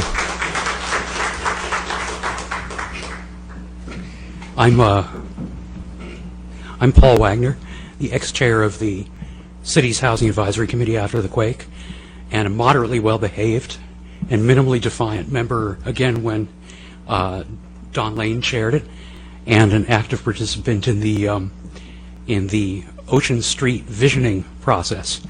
And I came here mostly tonight just to compliment people. I want to compliment the proponent, how it is that one manages to put together a project in an area in which the average for-profit construction, without any grease or greed, comes in at 300% of median income, how anyone puts together a project that can come in at 60% of median income alone makes this project a miracle. I also want to compliment the members of the public. I spent a lot of yesterday and today reading every single word about this project, because I don't believe in talking about things unless I know what I'm talking about, and especially Mr. Gibson. The amount of contributory ideas, information, and perspective that was offered by the public is probably the most constructive that I've ever seen, and I think that's a good sign for our community. I also want to thank council members for delaying this meeting a couple times so that concerns by the neighbors, which I have no doubt have some validity, were addressed. And finally, staff. I don't know how it is that you managed to have the maturity to address this tsunami of quasi-legal objections that came from one party, which seemed to have absolutely no rooting in either city or state law, with the patience that you did. But you sure were more patient than I would ever be able to be. So I wanted to compliment you too. And finally, I just want to say that if modifications need to be made to this project, I have one simple request. Don't lower the number of residential units. Because if you have fewer units paying into a fixed size loan, rents go up. Every unit that you eliminate from this project means that the project is less affordable. And the whole point of having planned units developments like this, which are geared toward affordability, is to keep the rents as low as possible so that those who are now being slowly chased out of this community through no fault of their own are allowed to stay. Thank you for your generosity with your time. Thank you.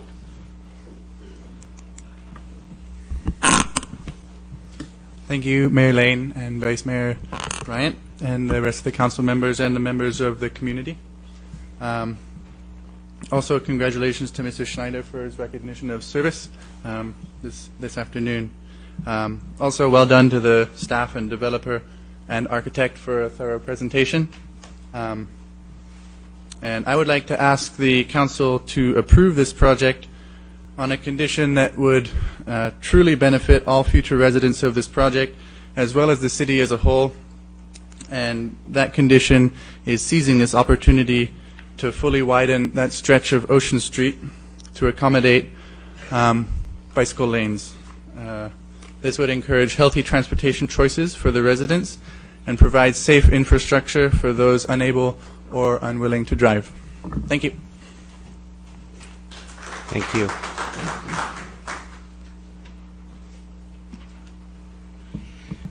Ed Davidson here once again with, for a change, a compliment to Mike Rodkin in particular for having listened and heard my pleas for the last 20 years to build housing that's affordable to working families. We are so far behind in that aspect of our housing, and the need is so great that putting together a project like this is a near miracle, and I support everything about the concept.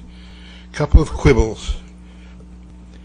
One with Ross Gibson, who I admire greatly, but he's all wrong about the concept of the neighborhood. The terrace that Ocean View Street is on is part of the whole coastal terrace. Runs from Davenport to Aptos, except for the cuts, such as where the San Lorenzo River cuts in. And there is a bluff line that is clear. On the one side, it runs from Bay to the high school, where the town, North River Street. You can see that bluff line clearly from the terrace to the river bed. On the other side, it's not quite as obvious, but you can see on three streets, Water Street, Soquel, and Broadway.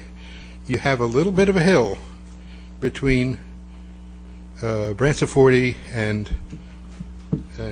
Ocean Street.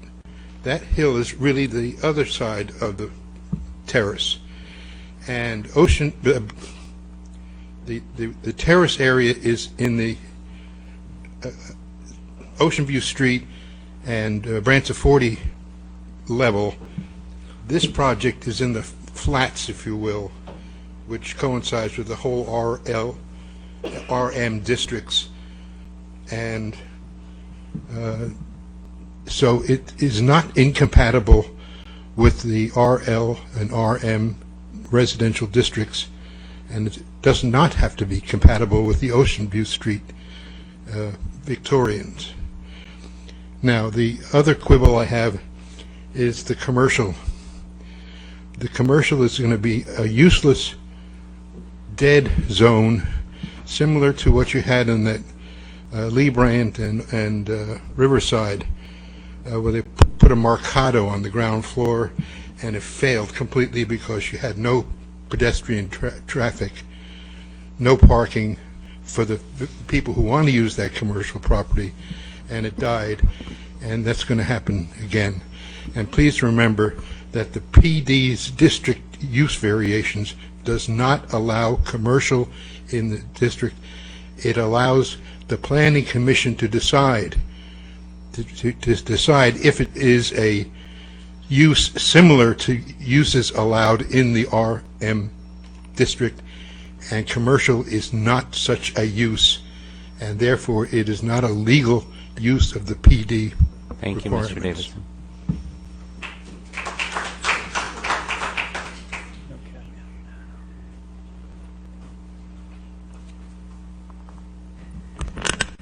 Hello, my name's Teresa, live on Roosevelt Terrace. When I was looking at the pictures of those low-income housing complexes throughout the city, you know, I know that there was a couple 4-story, the rest were 3-story, but it really, something that really I was thinking about was all of these units are in places where there is a lot of room to park, there's a lot of room to walk around, there's a lot of room to just be alive. And when I look at this proposal on Ocean Street, I don't see that. I see a very large building, which is what it is, but I see nowhere, even though they have these 3 nice little corridors, it's not enough. It's not enough for all these people to live decent lives in their small little apartments. And then what do? Walk up and down Ocean Street for exercise? You know, everything is just very compact in that area. And I just don't think that's fair for these people to have to deal with that.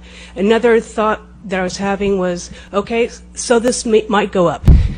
Now you have the next complex that comes up, it's equally as large, and all the way down Ocean Street. You know, the traffic is so intense that it is now. Just think about it 5-10 years from now. These cars won't even be able to move. You know, if you want tourists to come around, you know, it's just going to be a big parking lot, and I just don't think that's fair. Anyways, just want to get my 2 cents in. Thank you very much.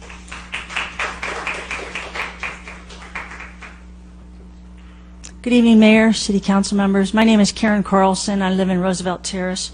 I submitted a memo to you this evening.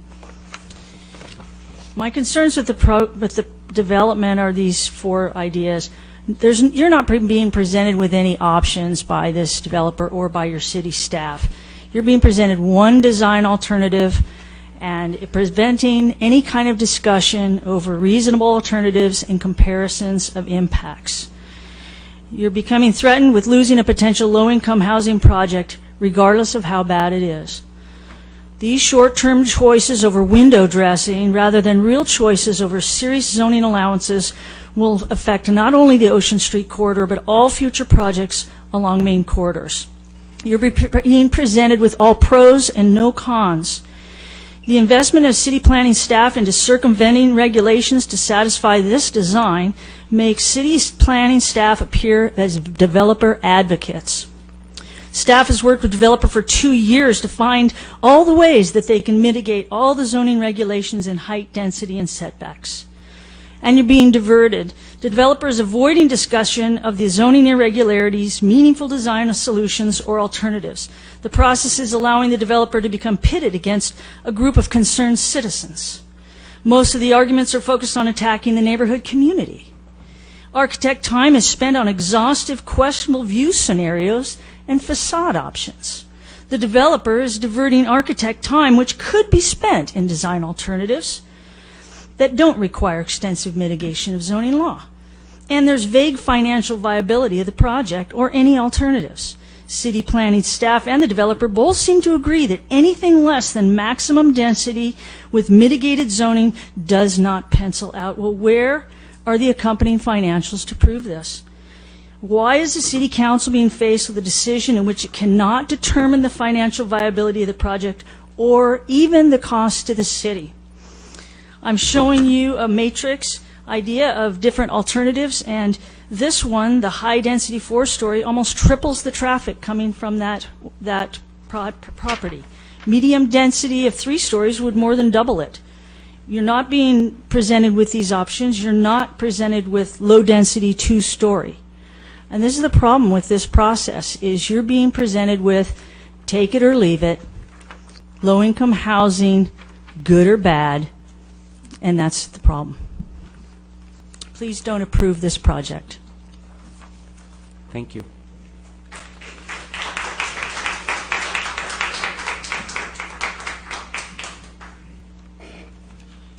Good evening.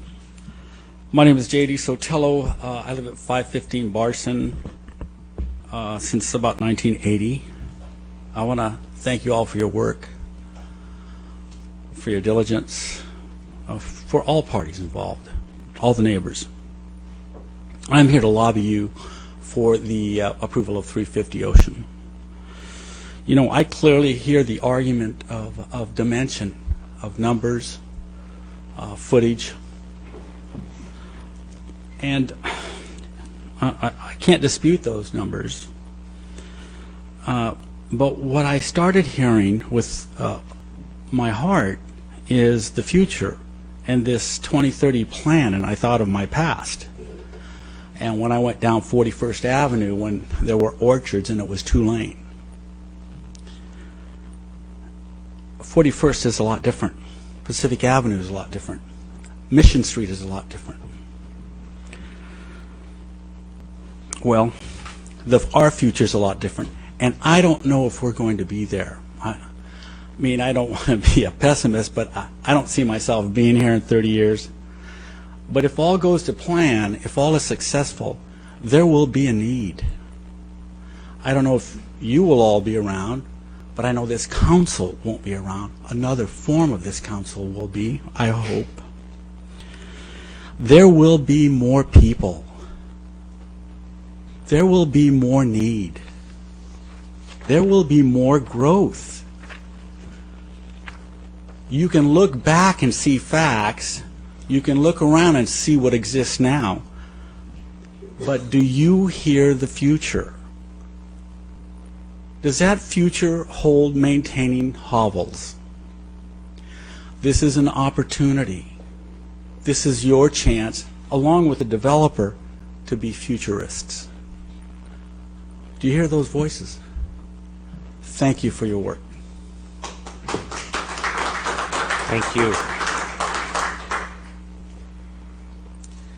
Good evening, council members. Ed Silvera. I was assigned by Santa Cruz for representative for Branson 40 neighborhood. First of all, I want to congratulate Nick for his discussion. I think he was real accurate for his time and did a real good job on relaying the circumstances. I'm going to come across a little lighter, and also as a growing up here in Santa Cruz. The architect, I think he's done I think his intentions are a real good job as far as bringing up, well, let me put it this way. He's mentioned numerous times of focusing on a fun building. Well, in my neighborhood and people I've talked to, they call this a gigantic fun house. Now, if you grew up in Santa Cruz, what do you think of a fun house? If you grew up here and went to the boardwalk as a kid, they had a great fun house you went to. The parents even liked it more because they dropped you off for half a day.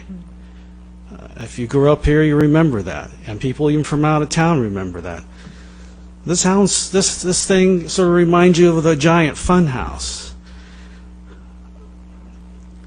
People may come into it thinking they're going to a new boardwalk fun house.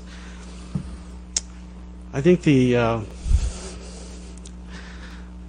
design should be reconsidered. I think Ross did a good job on his material that he presented. That did get here at the end of the process, but in the back page, he sort of does a real good job on the layout, on the existing buildings and the roof line. I think that should be reconsidered. I was looking in the report, and in particular the fire department report. I didn't see anything on the report that the fire department wrote anything about the traffic circumstances. The other issue we have is, and it was discussed earlier in the process regarding the farmhouse next door to the development that they're going to try to negotiate to buy. Well, how many units are going to go in there? I think that should be considered in this process. I know talking to Don Lawrenson earlier this week, he mentioned the historic house next door, that the people that own it could put in 8 units in now, and that's right next to the historic house. The houses that were brought up here earlier, the 5 or 6 houses for an example, the one that was brought up next to Stove and Son, that was a big issue. That was one of the earlier issues regarding the density. Thank you, Mr. Silver. Go ahead and finish your sentence. Go ahead. Thank you. You know, we come to an conclusion, okay, we realized you need a certain amount of a building to make it worthwhile. Well, they came to a compromise and built underground. And, you know, that's the kind of stuff that I feel should be discussed. Thank you for your time. Thank you.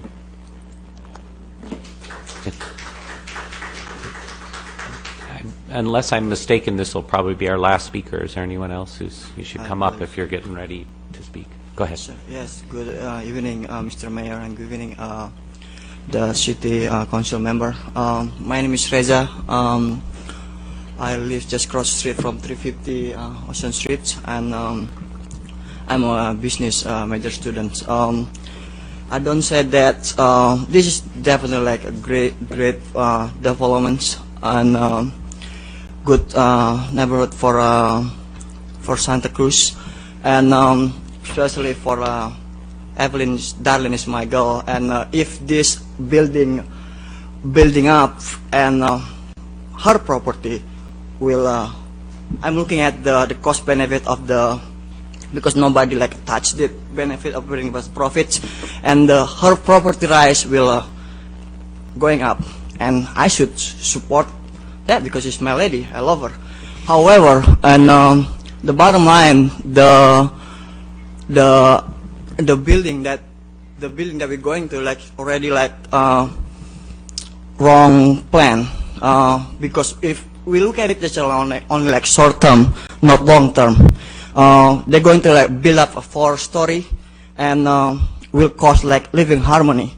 If we see like Japanese, they have like there's no chi or like a ball that, you know, like some sort of like a living harmony, and we want to have like Santa Cruz, like every neighborhood just like share love, you know, and like I don't want like just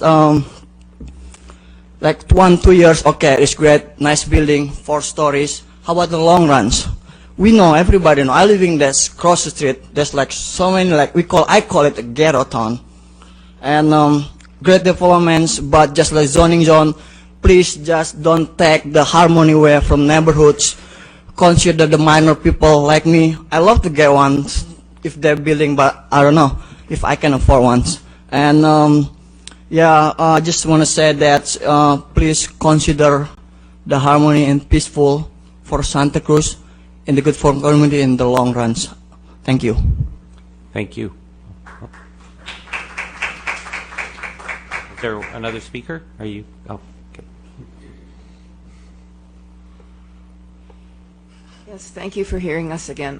Ross Gibson did a wonderful job in his treatise of the whole area. One thing that surprised me about the history of Roosevelt Terrace was that it was originally proposed to be a large apartment block and was revisited and reduced to individual homes, still in a condo association, still very dense, but I hope that will be a model for the treatment of this project. Thank you. Thank you. Okay, I believe that concludes our public comment.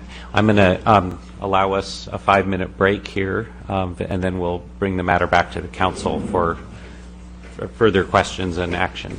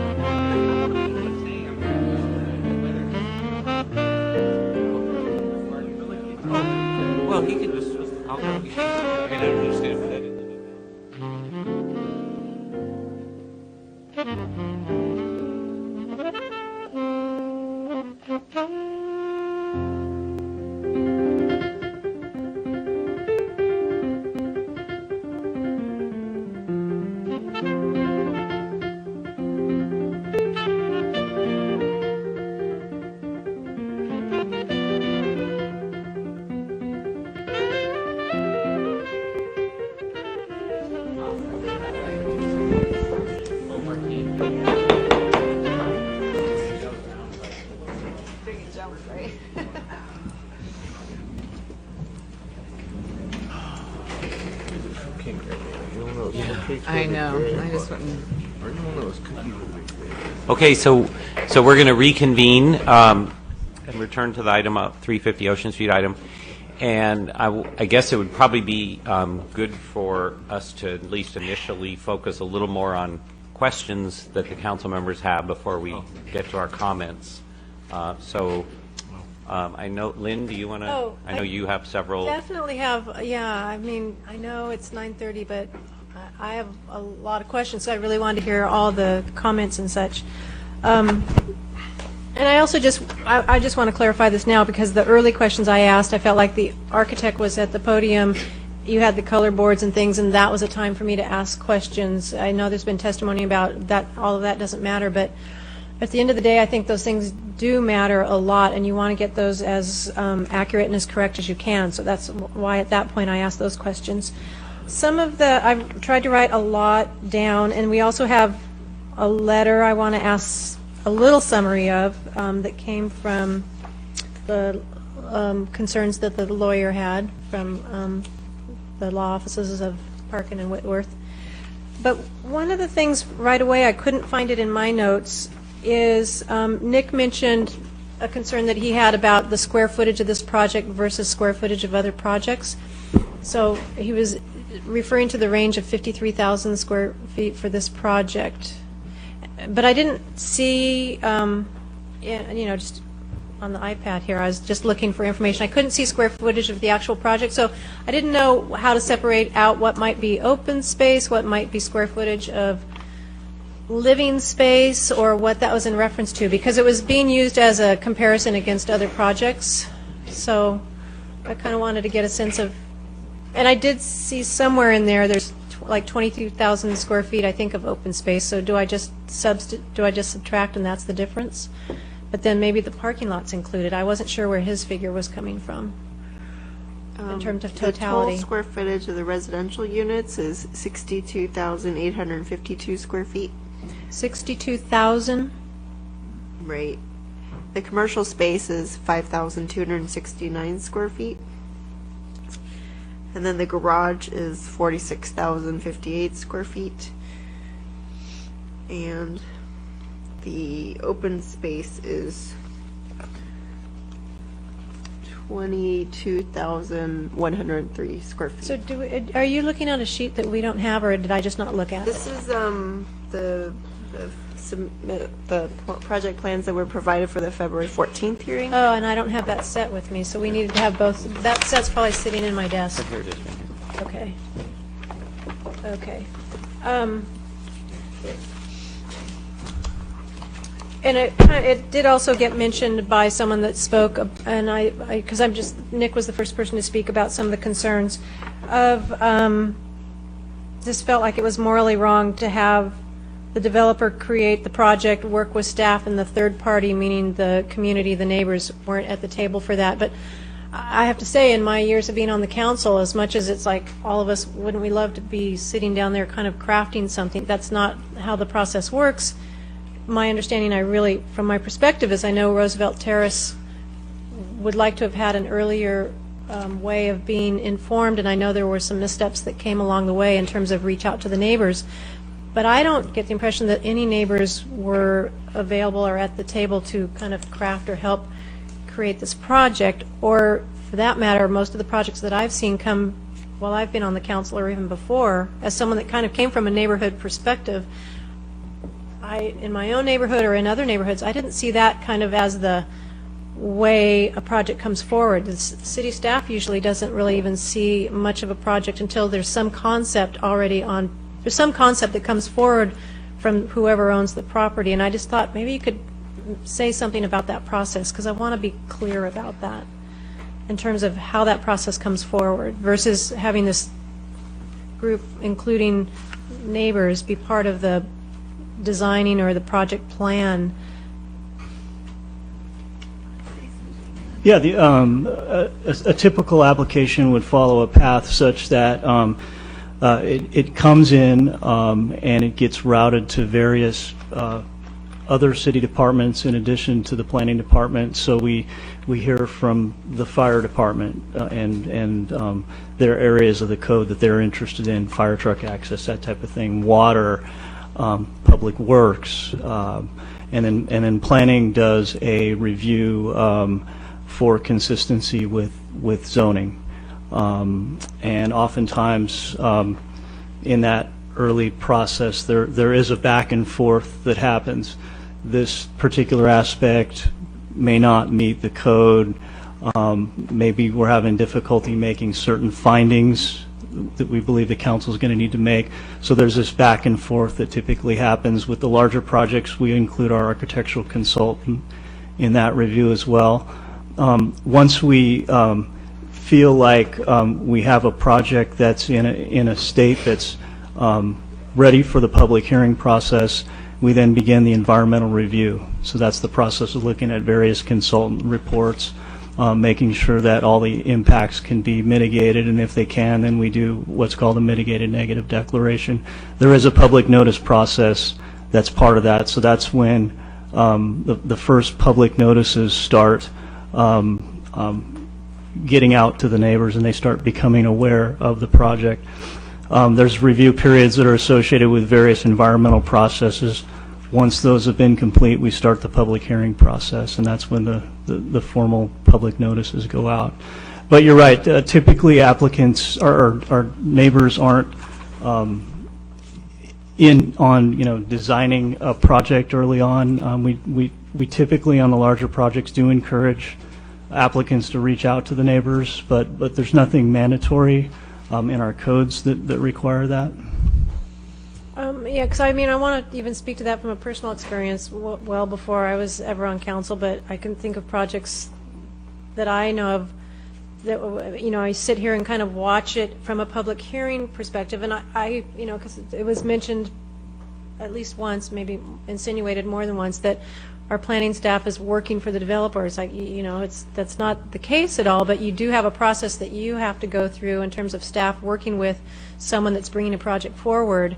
I can remember sitting in the pews just going, oh, boy, that seems a little, I understand that could be a perception someone has that's not happy with how things appear to be. I've been in that seat. I've kind of observed that myself in the past from my own perspective until I understood what the process really was. Yeah, I think philosophically the best way to describe staff's role is you as a city council adopt a general plan, which are a group of policies, and then that general plan is implemented by the zoning ordinance. And it's our job as staff to review projects to ensure consistency with those codes that you as a legislative body have adopted. So we're sort of the impartial analysts. And then we bring a recommendation to you with respect to consistency with these projects. And then at a later date, I'll just have some comments about that. Another thing that's been brought up several times is about not having the mixed use and not having the commercial in this project. And there's even someone making a comment that in a planned unit development, we're not supposed to be able to include that, so I hadn't really heard that before. But there's a request to remove that and replace it with residential, which I hadn't really heard that till recently, but I'm assuming the project came to us as a mixed-use development unless we asked, or I don't know that process in terms of how that came to be part of the project, the mixed use and the commercial part of it. Yeah, to my knowledge, it came in originally as a mixed-use project. we felt, based on what was happening with the Ocean Street plan at the time and getting public review, and as well as with the general plan encouraging these higher density mixed use projects on the corridor, that it would be consistent. In addition to that, we do have commercial zoning that's right next door. A use variation is clearly allowed in the PD ordinance. In fact, you did that with the PD for the hotel on Broadway. You approved a use variation for that. That was a residentially zoned project. So this isn't unprecedented. Okay. I think for now, those are the ones that were critical to some of the testimony I was hearing. So if I come up with more from someone else's, I'll ask for another round of questions. I'm going to jump in since I don't see anyone diving in. So I wonder if you could put up the fourth floor diagram for me.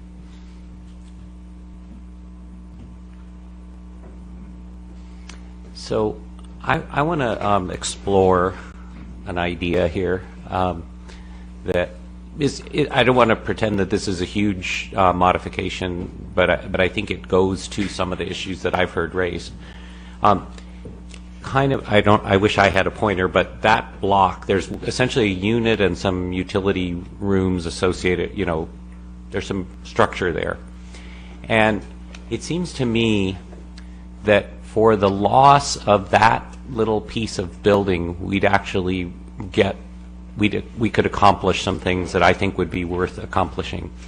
One is that it would create, since I think one of the issues for the folks behind is that the setback of the fourth floor is, has been less than sufficient. So if those went away, that part of the structure, it actually creates, I think I'm kind of guessing here, but something like 30 more feet of setback on the fourth floor, because that's the only place where that kind of juts towards Roosevelt Terrace.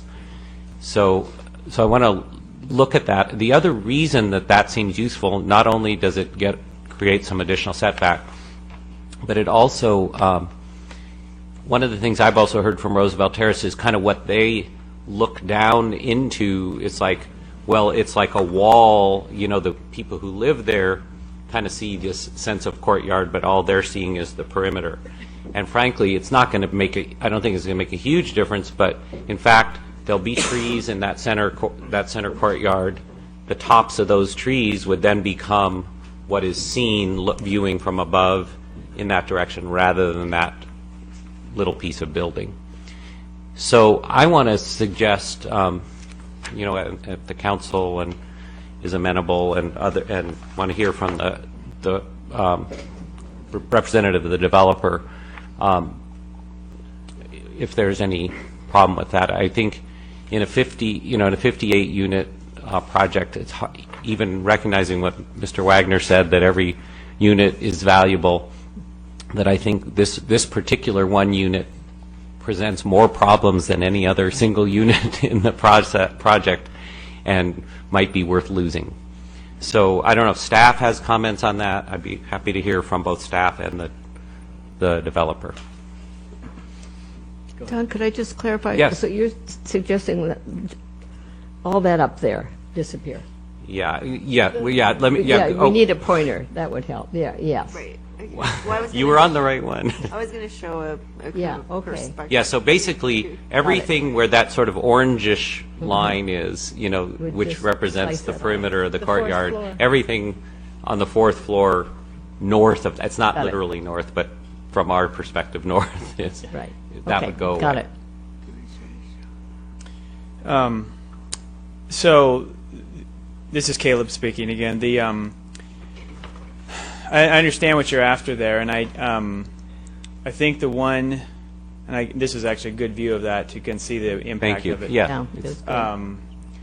The one other thing, there's a couple other modifications we've been looking at. One of which I don't know if you guys can see into the interior of the project, but there's these bridges that are going across, and I've always hated those bridges, but the architect tells me we can work to eliminate that one's closest to you there because it's just code issues. Secondary path of travel is what we're dealing with, is building codes. But if we're talking about doing that, then the one possibility would be that we could, rather than eliminate that unit, one of the things I could see us doing is, since we're going to be eliminating these bridges in here where we can, which I know we're going to eliminate that one chunk, is that we look at locating that unit down. I mean, I need to drop the size of the unit from like a 3-bedroom down to like a 1-bedroom or something, or maybe make it a townhouse inside the corridor there. But that's the one place that, on that back kind of courtyard, that's really the best place for that, because it's kind of it's not the intended courtyard I was after anyways. So one thing we could do would be to take that that unit and pull it off the top of the building and drop it down into the structure toward the back, and maybe make it a townhome so it'd be kind of narrow. But that's one thing that we could look at doing, because there's not any other units that would be impacted by that, and I wouldn't have to redesign, you know, the building near as I can tell. I mean, I'm speaking just looking at it, but do you? I have a couple of comments. Okay. All right.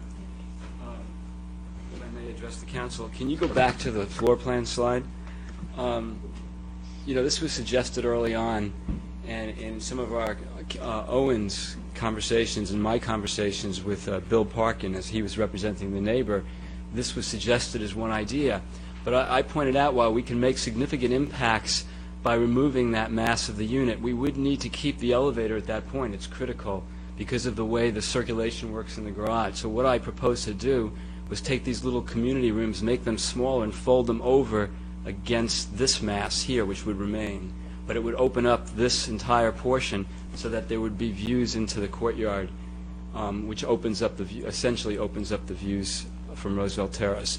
But I would petition the council to keep the elevator core at that location. It's kind of critical. Is that the little orange, darkest orange square? That little orange square right there. And in the zoning code, elevators and stair towers and those kinds of features are exempt from the normal height restrictions. And I feel that it's diminutive enough in size, and I would make these little community rooms small enough and tuck them against this mass that would remain there anyway, so that it effectively does what you're asking to be done by opening this up, so that this whole aspect of the project is now open to these Roosevelt Terrace units. You know, I want to just, when we met with, I think it was Hillary and I met on site, I think that was one of the things that the neighbors had asked about at that time, and I didn't know how far that had gone forward with other people talking about removing a unit there, because they were saying that was one of the things for them, was just the kind of the view shed corridor through, and that one unit prevented it. In the simulations of who's seen what from the different units, it didn't seem like that was so impactful. But at the same time, I do think, when Janice mentioned, I think that was 80 feet from, you know, kind of building edge to building edge, that just puts that much further out. I don't know how much distance there is between the back wall where that starts, but it sounds like it adds another, at least. It adds another 25, 30 feet. Yeah, so it gets that's you what up Don to was guessing. 110 as opposed to 85. Yeah, honestly, that's something I think. But what Owen and I did is, recognizing the importance of the economics and the unit count, we just said, rather than just get rid of it, we talked about creating a small unit within the courtyard here, reducing the size of some other units down below here, keeping the overall bedroom count of the project the same, and then we still have the same number of units, but this would be gone. So that added unit would not be perceived or visible to anybody. Okay, good. I want to probe onto that point a little more, because I want to make sure when Caleb spoke, it was a little less clear about that part. I just want to make sure that if we do this and that kind of goes away, that wherever, if I don't mind you having a unit somewhere else, as long as the basic from that setback of the fourth floor, there's no additional something else that pops a little bit backwards. I want to make sure it stays. Consider that your fourth floor boundary line, and anything that else that happens at the fourth floor level has to happen in that direction. Well, like I just said, we would be proposing to eliminate this from the fourth floor, taking these and putting them over here Yeah. against here, right there. Right, that's good, that's and fine. And that would be it. And nothing would occur east of that towards Roosevelt Terrace. But if we can go down to the level below, the podium level, if you have a slide that takes me there. No. Yeah, this plan right there. So what we would do essentially is squeeze that unit in here, which would be invisible to everybody on the outside because it's down inside. You can't see it. And this one would become smaller, so we could at least still have a nice courtyard there. But from the Roosevelt Terrace units, the whole interior of the project would be opened up. Okay. Okay, well, thank you, because I think that's, I'm not the one who will be able to make a motion, but that would be something that I would request when we get to that point. As long as we're still on that, could planning, Janice or Eric, could you sort of speak to that idea of now tucking in unit inside one of those courtyards?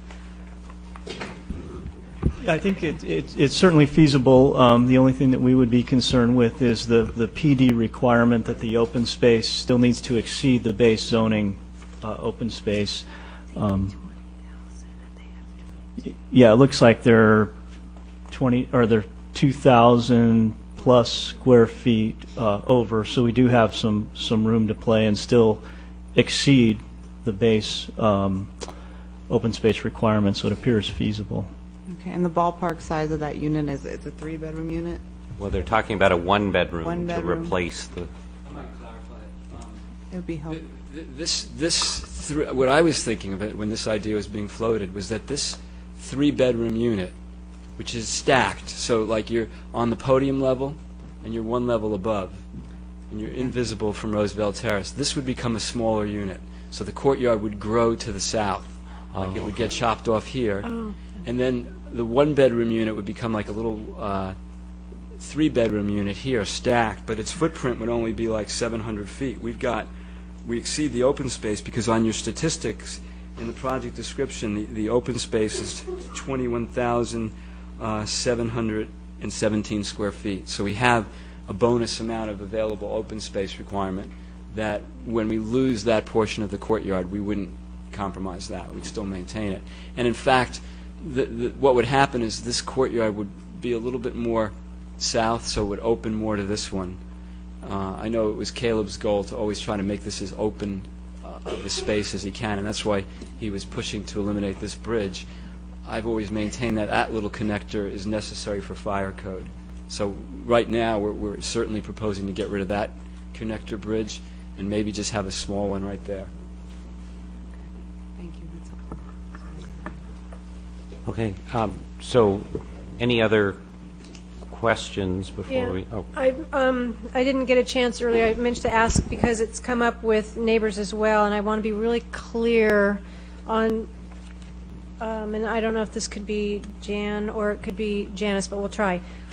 I'm using the revised version that we got.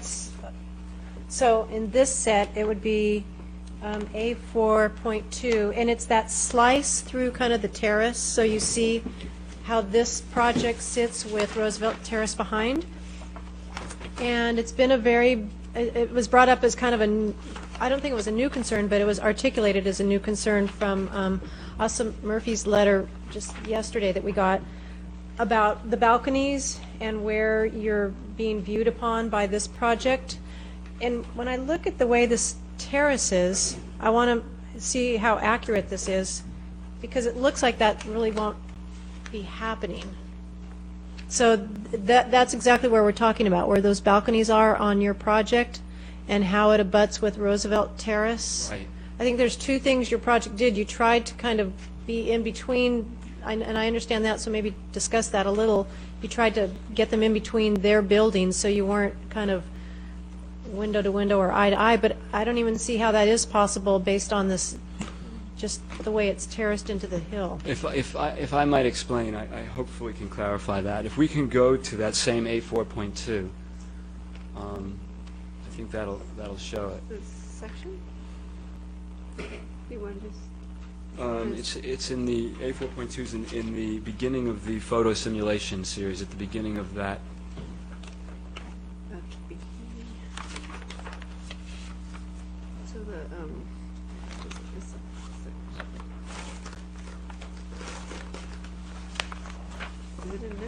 Well, here, this is a good exhibit. You can see the locations of these green elements are the copper canopy roofs over those porches, and they more or less occur at the interstitial spaces between the Roosevelt Terrace units. They're not directly opposite the face of the unit themselves. And then that's advantageous because that's really the living space for the people in the new proposed project. But the other thing too that I feel pretty strongly about is if you go back to the section view, that's also on A4.2. Which set? The new set? Yeah, it's in the new set. It's like the fourth page in the new set. Fifth page in, maybe. Supplemental, yeah. Yeah, just scroll in there 4 or 5.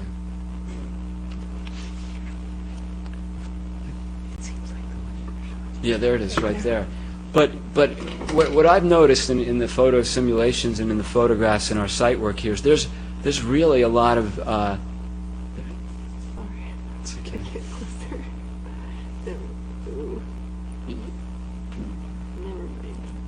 There it is. Okay. You know, I think there's quite a bit of existing vegetation that occurs on the fence line right now on Roosevelt Terrace, and off the living space level, you have the fence and the vegetation. You don't really have a view issue looking out from the Roosevelt Terrace units because you've got a 6 to 8 foot fence. There's a lot of vegetation on top of it. So where I was concerned more about views is looking from the bedroom window units of the Roosevelt Terrace units down into these second floor balconies. But again, there's a lot of vegetation, and we're adding very deliberate vegetation to meet the conditions of approval. We've got a whole line of 24-inch box plantings right on the property line there to really add a lot of screening. So I'm comfortable that the 24 to 35 plus feet between the proposed project and the existing face of the Roosevelt Terrace units with the grade differential, with the vegetation, is more than ample to address those privacy concerns. It's certainly greater than that exists between a lot of Roosevelt Terrace units themselves. So. Okay, and then were we going to get any, did we want to get a summary from the letter that our staff responded to, that we got? We have copies of it, but we haven't discussed it at all, from the neighbor's attorney? I also have some questions for them. Do you have questions on that as among your many questions, or no? I mean, it's fine. I understand. No, I have a question of the developer, property cable. Just, I don't think this question has been asked. Okay. Of you, and I certainly heard it expressed tonight. I don't remember hearing it expressed whenever months or so ago. Is there any thought or possibility that would pencil out if you take out the commercial? The project's designed with the intent to be a mixed-use project, right? So we were following the Ocean plan, the Ocean Street plan. Okay. We haven't approved that yet. I understand, but that was our, we're just trying to respond to what we think the policy directions are, and clearly we can make it work. I mean, right? It's the residential portion that matters the most, and I don't know that it would fundamentally change the building design per se. I mean, there's not that many units, let's say, that we could put down there where the commercial space is. And then I think just from a, you got to really ask yourself from a policy question, once we do that, it's over. Once we declare it to be residential, there's really no going back to commercial. And whereas the other way, like we actually could come back in with a request someday and say, look, we couldn't use the commercial. We want to add a few units here of residential. We could really use the space. You know what I mean? So there's like one way to go. So we're designing it at this time to be versatile in the event that we ever, say the commercial failed, it wouldn't work. When we underwrite this project, believe it or not, we don't underwrite the commercial. And the reason we don't is because the lenders and investors in affordable housing projects don't want commercial real estate risk. That's not what they sign up for. So when we actually do the commercial part of this project, we invest our own capital at risk to pay for that section of the building. And in that way, the investors and lenders are comfortable. They'll invest, $10 $15 million or so and loan that much to this project, and they don't sign up for commercial risk, and so that's really the challenge of it. So does that answer your question? I mean, the answer to your question is yes, it's feasible, but it ties us down permanently to doing anything commercial on that street. And if you ever think you're going to go there as a council, my thought would be we don't do that at this time. We let the commercial flexibility exist. That'd be just how I would see it. I'm actually somewhat indifferent. I really am. But knowing that we're going to be partners long term, that would be my perspective on it. If I could, I think what I heard being asked, if it was out of there, could the building be lowered?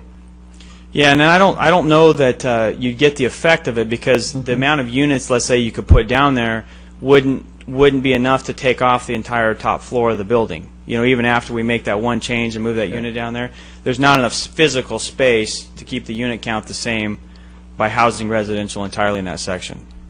Yeah. Commissioner Byers, I'd like to be a little assertive here and comment on it. And this is more from a planning standpoint. I feel it's really important to think about the Ocean Street plan. I realize it's not officially adopted yet, but it is a community work effort, and I believe I'm correct that it's had a great deal of thought and work put in by the community to create it.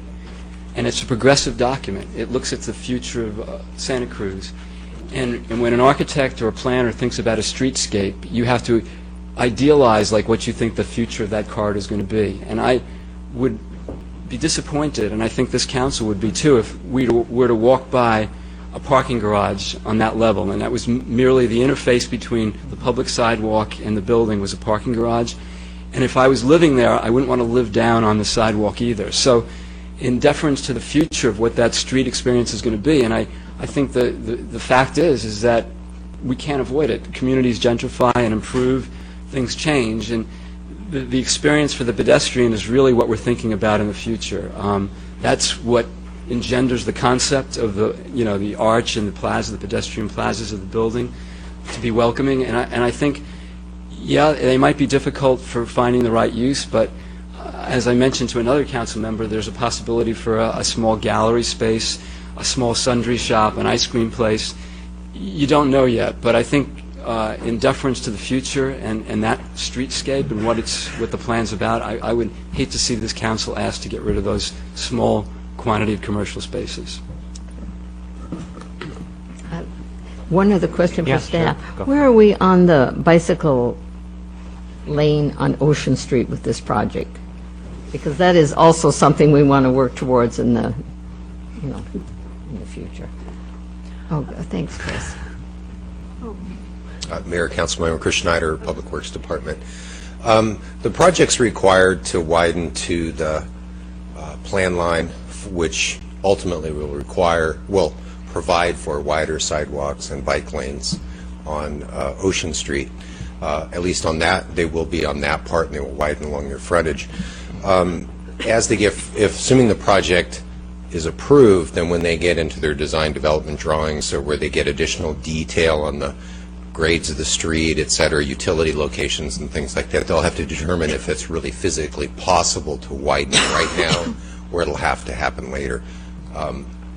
Partially, drainage might be affected and things like that. So we won't really know the actual answer to that until later if the project's approved. But the requirement is generally that they do widen in their frontage based on the plan line. As long as you're here, if I could, one other. I know the reasoning that was put in the staff report not to do a crosswalk. Mm-hmm. And I think the reasoning was, remind me of all the reasons, but it doesn't work because it's dangerous. Right. But we have one on Mission Street, which is a highway, and we have one down further on Ocean. I see it working all the time. And they're really very, very difficult locations, and we really can't, for all the different projects on our arterial streets, we can't provide a crosswalk at every location on an arterial street. Yeah, in this case, there's a signalized intersection that's really only a few hundred feet away. That's really the appropriate and safe place for people to stop. Cars are required to stop at a red light, so it's really the best location. I don't disagree, it's safer to go up and around, but I just thought the reasoning was because we're putting them in. I think we put in. We're very cautious about where they go in, and Mission Street, I think, is more an exception than the rule. And the one down on Ocean in front of the county building is another one. Right. Yeah. That was already a crosswalk. It's at You've got lights now. a side street, et cetera. So it's a little thanks. different location. Thanks. It's not mid-block. That's all I had. I just want to make sure, going back to the bike lane, that so the sort of the default position is when this project is actually constructed, if it's constructed, they would build a new curb there that would accommodate the width that's required for a bike lane. But And that's what's similar to what happened at the hotel on the corner. Got it. It was widened to the plan line, but because such a short section, providing a bike lane just for that one property isn't really feasible. Right. So then, what's the point in our process? I know this is a little bit separate from the project, but I just want to understand when that would be. When would we move forward to put a bike lane? To stripe it and label it a bike lane.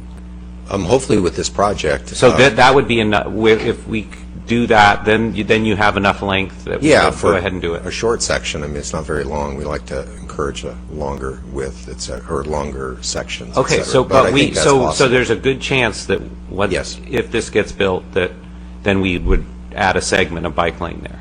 Okay, great. Okay. Lynn? Yeah, well, just to keep us moving along, I don't mind getting a motion out on the floor, knowing we still have more discussion and questions. So I'd like to move the resolution adopting a mitigated negative declaration and mitigation monitoring and reporting program, and approve the demolition authorization permit, planned development permit, design permit, and tentative map to construct a 4-story mixed-use development with 58 residential apartments. Knowing there may be a change, I'll add that in as a add-on, and 5,269 square feet of commercial space, based on the findings and the conditions of approval in the attached resolution. I can leave that at 58 units, knowing that's going to be rearranged. I don't think that has to change, that language, considering moving that unit. So I don't know how I should word that. I think it's okay. But I'll leave it at for, that. see if I get a second, and if we have to change that language. Up to changes based on testimony for the relocation to the interior. Or I think we might just be able to leave it. I just want to make sure we have the condition that we are changing, we're getting rid of that location on the back of the 4th floor. But that doesn't mean we necessarily are reducing the unit count. That's my impression. I know, so I was suggesting you can just say up to. Well, I'll just say with It might go down. 58 units, I think still works. There's a motion. Any? Huh? I'll be happy to second it so we can get it going. I have questions. Yeah, sure. I'm sorry. I still have questions. In terms of the commercial, going back to that discussion, I have some concerns whether that's really a viable location for commercial. Have you ever, in your, just compared to like some of the things I see happening like on El Camino Real, where they're pushing commercial in areas that really just isn't working, have you, in your experience, had that where you put in commercial in a project like this and then said, this is not the correct place for commercial, I'm going to change it to residential units? I haven't actually changed it, but to answer your question, it happens all the time because cities develop policies to do these mixed-use projects, and often we get imposed upon us to do some commercial space. What we have found, so we have leased the commercial space successfully many times.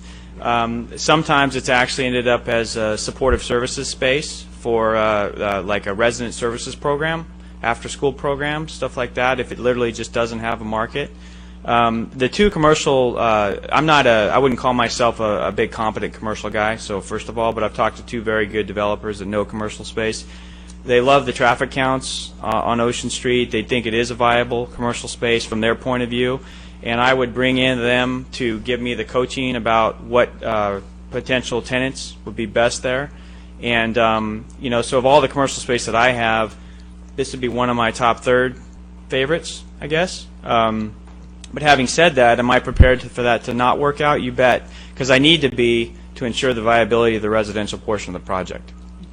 And as long as I've got you up here, a couple Yeah. more.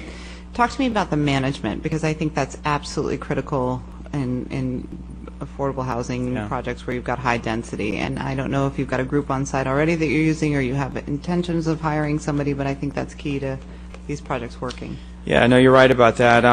So Cambridge Real Estate Services, if you can go back a little bit historically, this project, before we acquired ownership of it, was, as it sits today, a total disaster for the police department, for others. And we brought in a professional property management company, Cambridge, who manages other assets for us in California. And they proceeded to clean it up. I wouldn't call it a great asset at all today, but a lot of the problems are gone. I think staff would say the police department's generally happy with what we've done. We've done a lot of code improvements there as well. But that's the thing with professional management, is that there's somebody on site actively committed. There's regional presence. They have properties in the area that they manage, and so we are, that's essential. And from a long-term perspective, that really helps the commercial space as well, because that management company that's overseeing that residential development, this commercial space is under my direct control and ownership. So they're going to be there to make sure that it doesn't turn into any kind of problem if it sits vacant or anything like that. I mean, that's part of it. But long term, I would just say that what you raise is an important issue, because a great asset can be built, beautiful, everything, but if it's not managed well, it's all over. And vice versa. Great management has trouble solving bad real estate. But the companies we hire, and the companies that the investors are going to require we hire, and the lenders are going to require we hire, and the city, if they ever were someday to provide any financial support for the affordable housing component, have mandates that these companies are experienced, professional, capable, long-standing, multiple units, multiple jurisdictions. They have to have that history. And if they don't, there's rights they can get thrown off the job. I mean, the lenders have the power, believe it or not, and the investors to remove them. So we're used to this all the time, and it's really not, there's always going to be something that comes up. It's really what you do about it, And so criminal background checks, resident screening, previous landlord checks, strict, criteria, no unworking, non-working vehicles. I mean, all these things contribute to the beauty and virtue of a project that operates successfully. How you arrange your balconies, your housekeeping styles. When people move into affordable housing, they do sign up for a certain set of controls that they wouldn't have in a free market project. And the people that we serve are used to that, and we offer services and open space and a really, really affordable rent. And they make that trade in their life, and that's the deal when they come in. They sign the rules, and they know that if the music's too loud, they can get tossed. And that's tough, but that's the deal. And the investors really and lenders really make that so. Yeah. And what if that additional piece were purchased, what is that going to impact in terms of units? How many more units would you anticipate? I don't know that what I was looking at that is so it's kind of a two-part answer, because if we do acquire that piece before we have this fully financed and move forward on the main project, then we could incorporate it, right? And then you'd be looking at a certain number of units. I think that unit count probably isn't any greater than about 6 units. What I had probably thought would happen is that we would acquire it. It would mostly end up commercial space, maybe office space on the front. And then I was looking at potentially like for sale condos, maybe moderate income targeted 80% below, or 100% below median, something like that, for the maybe 4 units there. And that would be really more opportunistic than anything, and to finish out that development, because ultimately, if we don't buy it, who's going to buy that? If we move forward and get approved and everything happens, we're kind of the natural to do it, unless something redevelops to the other direction toward Broadway. One more question. I'll come back to it. Sorry, it just That's slipped okay. my mind. I'll think of it. Okay. Thank you. That's very But helpful. Caleb, while you're there, Getting can I- tired.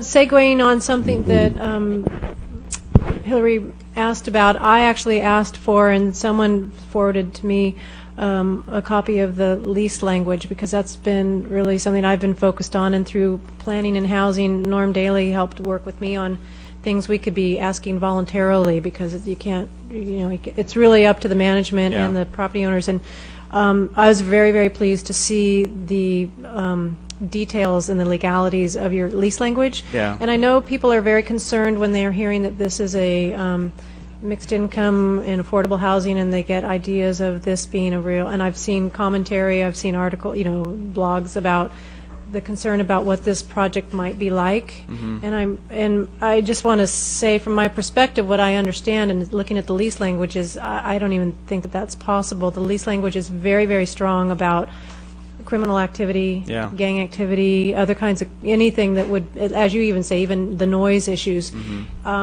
And I have to say, from my perspective, in dealing with a lot of these kinds of issues throughout the city, having that kind of, as you say, ability to do that in this project that you're proposing gives kind of, it actually helps us. Some of our worst egregious problems are in homeowner-owned properties around the city where we have no tools, there's no one to evict someone, there's no way to get rid of some of these actual criminal activity unless you can kind of catch them in a criminal way at the time, and that's been very, very difficult for neighbors. There's actually a kind of nice asset to having this, and I don't know how available that lease language is for people to see, but it was very helpful for me to look at that language and understand that this company that's providing the service for you too has a real reputable reputation. I looked into it.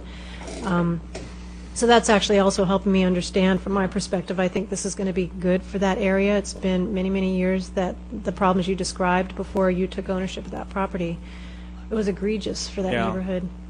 And that's what we understand, and I would just say that the virtue of that is that there's so many people that need affordable housing. They really need it, and they're quite willing to be responsible human beings. So there's a list 1,000 names long in this city, there's no doubt. And so we have behave, really. This is a great unit. Take care of your neighbors, be a good customer. And if you don't want to do that, we've got other people that are so willing to do it, and they're so grateful to have save $500 to $1,000 a month in rent to pay their bills. Kidding me? I mean, there's plenty of people like that are willing to do that. So it's no problem to enforce these rules in a community where there's such a great need, and we see it all over the state. I mean, coastal areas especially. So it's very true. I remember my question. I'm sorry. Forgive me. The current tenants, you have people living there right now. What is the expectation? Are those potentially your future tenants? Where are you relocating people that are on the property? Yeah, it's a combination. There's many of them can be candidates for. We've evicted quite a few since we took ownership. And there are some that are candidates for residency, but they also will have a very recent previous landlord check, obviously, in those cases.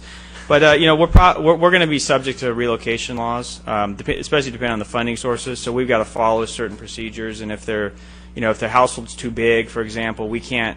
If they have a 6-person household, we can't put them in a 1-bedroom unit. It's not going to be allowed or legally permissible under our financing rules.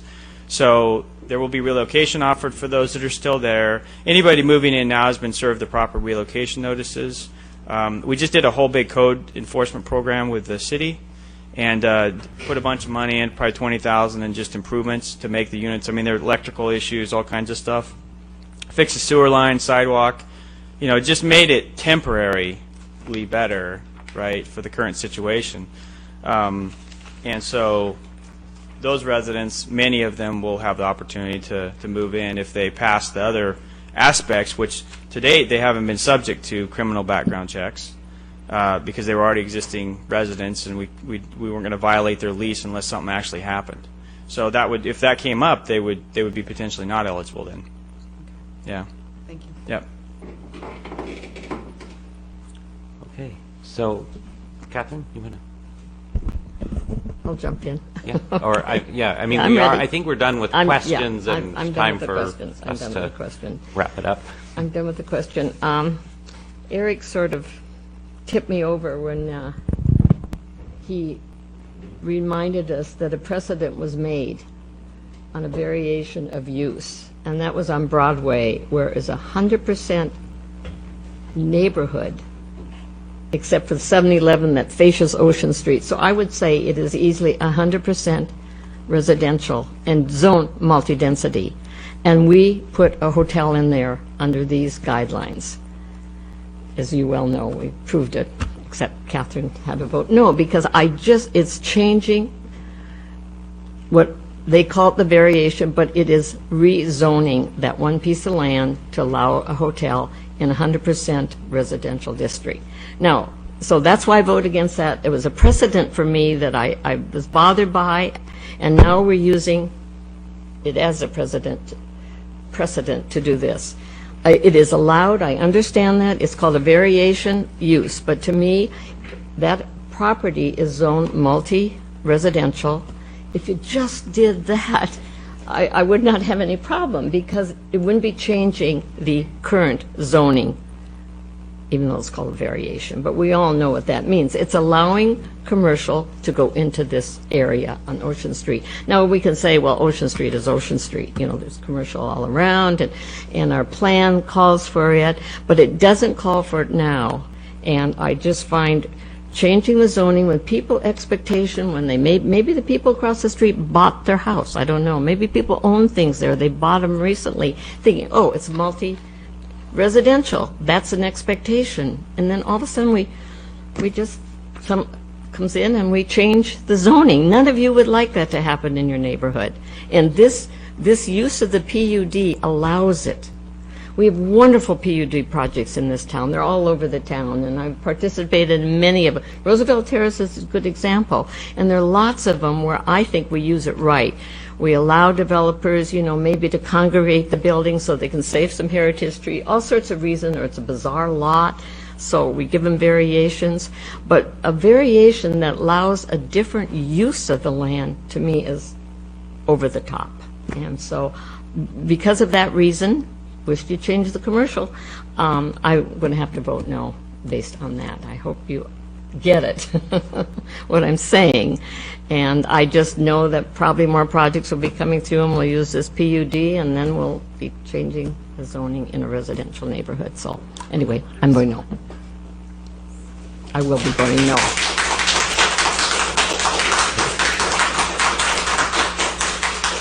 So I actually kind of want to respond to that, because believe me, where I sit now in this seat and where I started with just looking, peeking out my own kind of house and going, what's going on in the city? It was about the density issue. But Catherine, so the two examples you're using, I'm just going to say I'm a little baffled, because the hotel project that we said yes to sits on an existing church property, not residential, but right behind it's completely commercial, 2 doors down is commercial. So it's not, you're saying it's going into 100% residential, and this project, as I view it, right across the street is there's a Mercado across the street on the very same block on the same side of the street.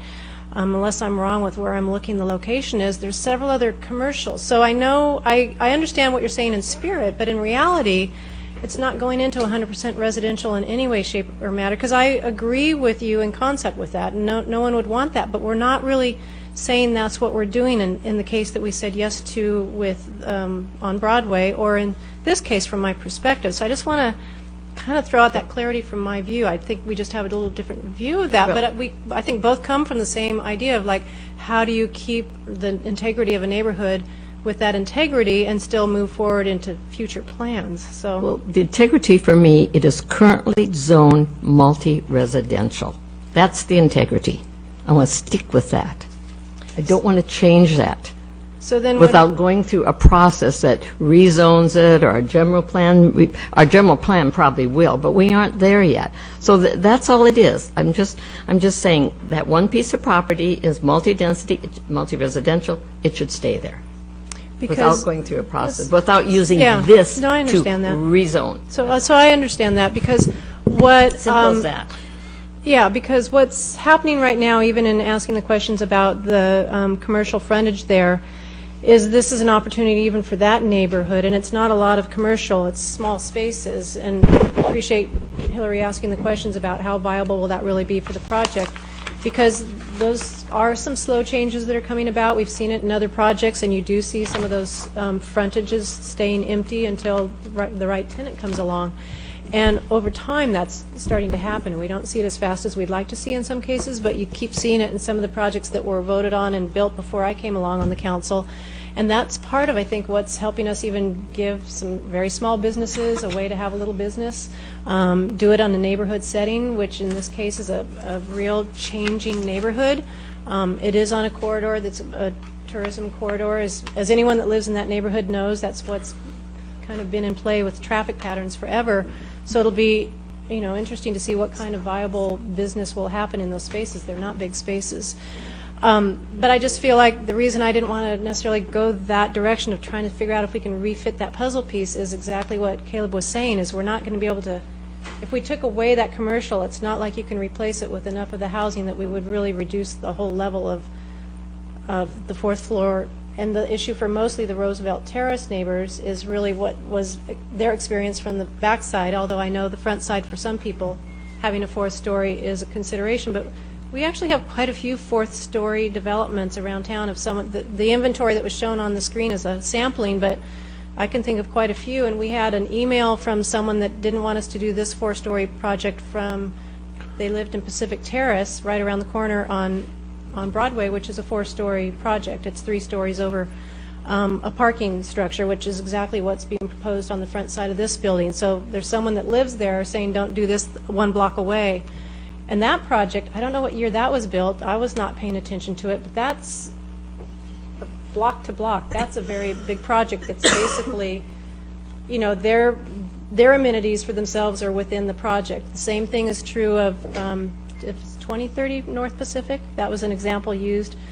So it's the thing that the neighbors are saying they have a problem with, that it's a bulk of a building with amenities inside, but the amenities inside are really what's making those projects attractive to the people that do live there. And what we're trying to do is minimize some of the impacts to the closest surrounding neighbors, which are the Roosevelt neighbors. And I know, the testimony they gave us tonight, they would rather see a lot less density in terms of the actual housing units there, but I think the amenities that are in this project are important amenities to who will be living there. Some people were saying, what are these folks going to do? They're nice amenities to the project, but there's also easy access to a lot of, it's a very walkable space to downtown. There's a new park that's coming into the neighborhood. I know that question got asked, but I feel like it's almost like any other project that we propose throughout the city. Every neighborhood kind of has its own synergy about what's nearby for them in terms of either commercial spaces for this project, which is probably a block and a half up, really. I would say you go more up to Soquel Avenue than to Broadway for most of their amenities.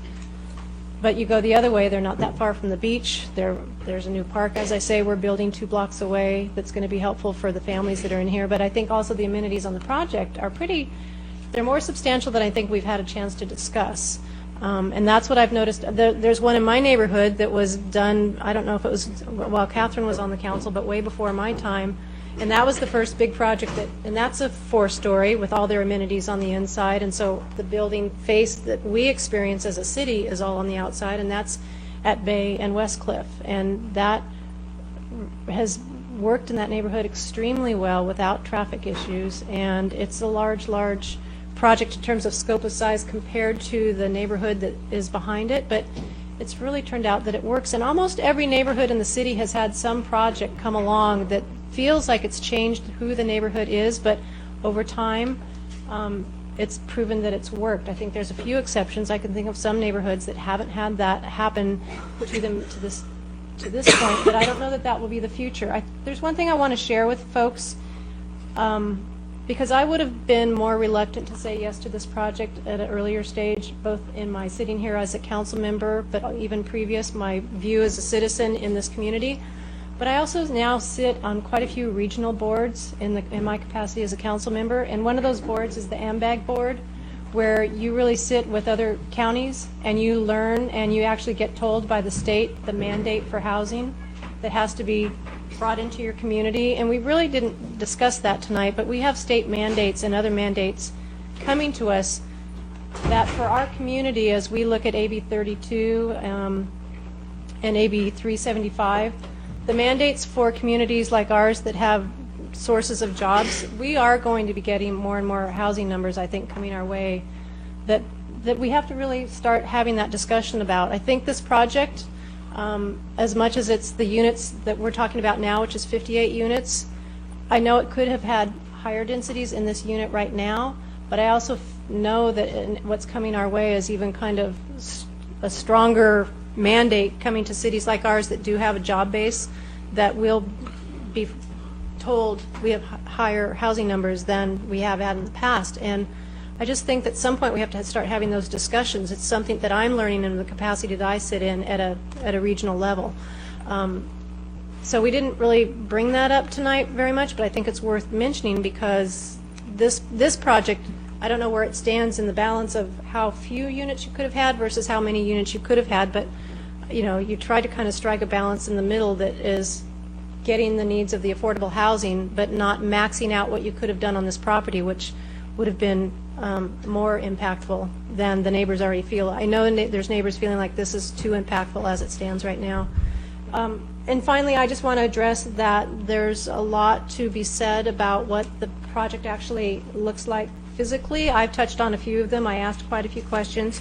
I think that for an affordable housing project, there's been a lot of consideration and a lot of time and intense interest in doing things above and beyond what would be required, and that's even in the open space, the planting plan, the amount of planting they're trying to do, and actually articulation and details about the building that we're not spending much time on tonight that I think say a lot about what the quality of this project can and should be when it's a finished project. And that's one of the reasons why I ask about details, because at the end of the day, those details matter for those of us that won't be living there but will be experiencing the outside of that building for years to come.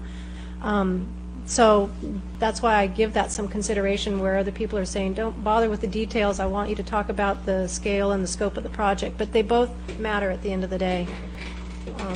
So the one, I just feel like we haven't at all had any kind of reference to the letter that the neighbors, they had hired a lawyer, and there was a lot of consideration about concerns. I felt like they were addressed well by staff, but we didn't discuss that. So I just didn't know if you wanted to entertain some of the answers, because I read it and I'm okay with the answers, but we didn't publicly discuss it. So is there anyone that felt like they needed that at all? I don't. Okay, I'm fine because I read through it. So David?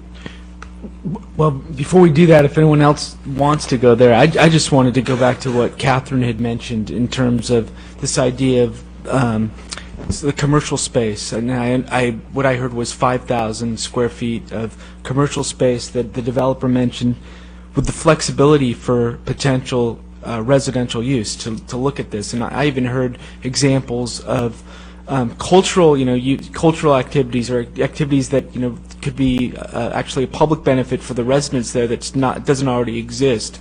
It could be some type of after-school literacy program or some sort of lease space that would go to a nonprofit. I mean, who knows what types of use? He's exploring that. But I think anytime you start to look at an opportunity to invest in an area where there has been blight, especially on Ocean Street, and I just want to say that there's an opportunity to see revitalization of a corridor. There's going to be investments that the city currently doesn't have in terms of making improvements to the public infrastructure, in terms of the sidewalk or the streetscape, and I think that's really important. I also think that there's been a lot of work to try and mitigate some of these very real impacts to the Roosevelt Terrace neighbors. I think Don's suggestion is an excellent one, to reduce the height, to create a view corridor that's going to open up maybe that central area to make it more visually appealing. So I think those are benefits that don't exist now. We've heard testimony about some adjacent property owners having issues regarding the present use, and I heard some direct testimony from the developer that the current management and the management structure in place is really going to kind of change that entire dynamic in terms of the residents that are there and also the management of the property. So I think those are considerations. Whether you support it or not, there are those considerations that there could be those potential residential. And so I imagine one question to ask is, if it was purely residential, would this be something you would support without any variation? Yep. Yeah. Because we're not changing the use, the So the idea zoning. so there's the idea, the flexibility I like of that the is project. I support affordable housing. Anyone knows I've worked for it, fought for it, voted for it constantly. So I was excited about this. Till then, I realized that sticker for me is changing the zoning. But yes, it is. It is going to make a difference. Yeah, and I understand the concerns that were expressed. I'm prepared to support this based on those mitigations that were in place, based on meeting with the neighbors and the height reduction and the investment to really revitalize that corridor in ways maybe that we couldn't do otherwise.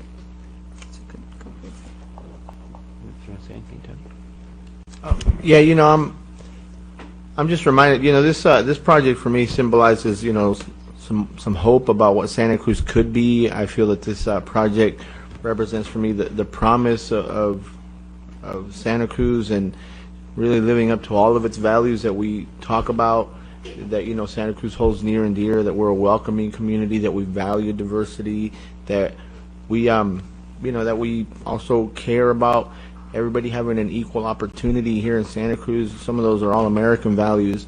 I'm reminded, for me, this project, for me and for many folks, I think this project symbolizes, a dream come true. While at the same time, I do acknowledge that for some of the neighbors, it's probably the beginning of a nightmare for some of them. But nevertheless, I'm reminded of a lot of the families that I used to personally work with when I was working at that specific site. I used to work for this outdoor education program, and I remember specifically the Silon Xochitl family, and they had a lot of young kids. And they would live in one unit, and they would always be excited about the trips that we would take to go camping, fishing, sailing, hiking, rock climbing, you name it. But they were just happy to get out. And I remember talking to the family, and you know how it is when you work with young people. You don't just work with the kids. You end up working with the parents. Then you end up translating documents. Next thing you know, they're telling you about all their problems and asking you if they got referrals to all kinds of other housing services. And I remember thinking to myself, I wish the city could do something about this way before I even thought about running for city council. And then I fast forward to just a couple years ago. This young man, Jesus, I believe his last name was Perez, Jesus Perez, who used to live there too. Young kid, full of energy. He lived at that site at 350 Ocean, and I ran into him over at the Jack in the Box in the drive-thru. He's like one of the managers. And I said, "Hey, man, how you doing? You still living at that place?" And his immediate reaction was, "Heck no, we moved out of there. Some other folks we know still live there," but he was just excited that he didn't live there anymore. And for us to now move forward with the project that I hope can give some hope and some opportunity, low-income housing, have the tenants there feel a source of pride living there. In the same way that, for example, a lot of the folks in the Nueva Vista project over in the Beach Flats feel. To me, that's the kind of Santa Cruz that I'm proud to say, I live in and that I call home, and that's the kind of Santa Cruz I want to have. So that's why I seconded the motion, and that's why I'll be supporting the project. I think it's just about all been said, but a couple of things that came to mind. One, I truly appreciate the tone and the tenor and the discussion from the neighbors and the time they put into this. And I appreciate that the impacts are very real to them. They are very real. And I also appreciate that we've got a developer that's willing to invest in an area that needs investment.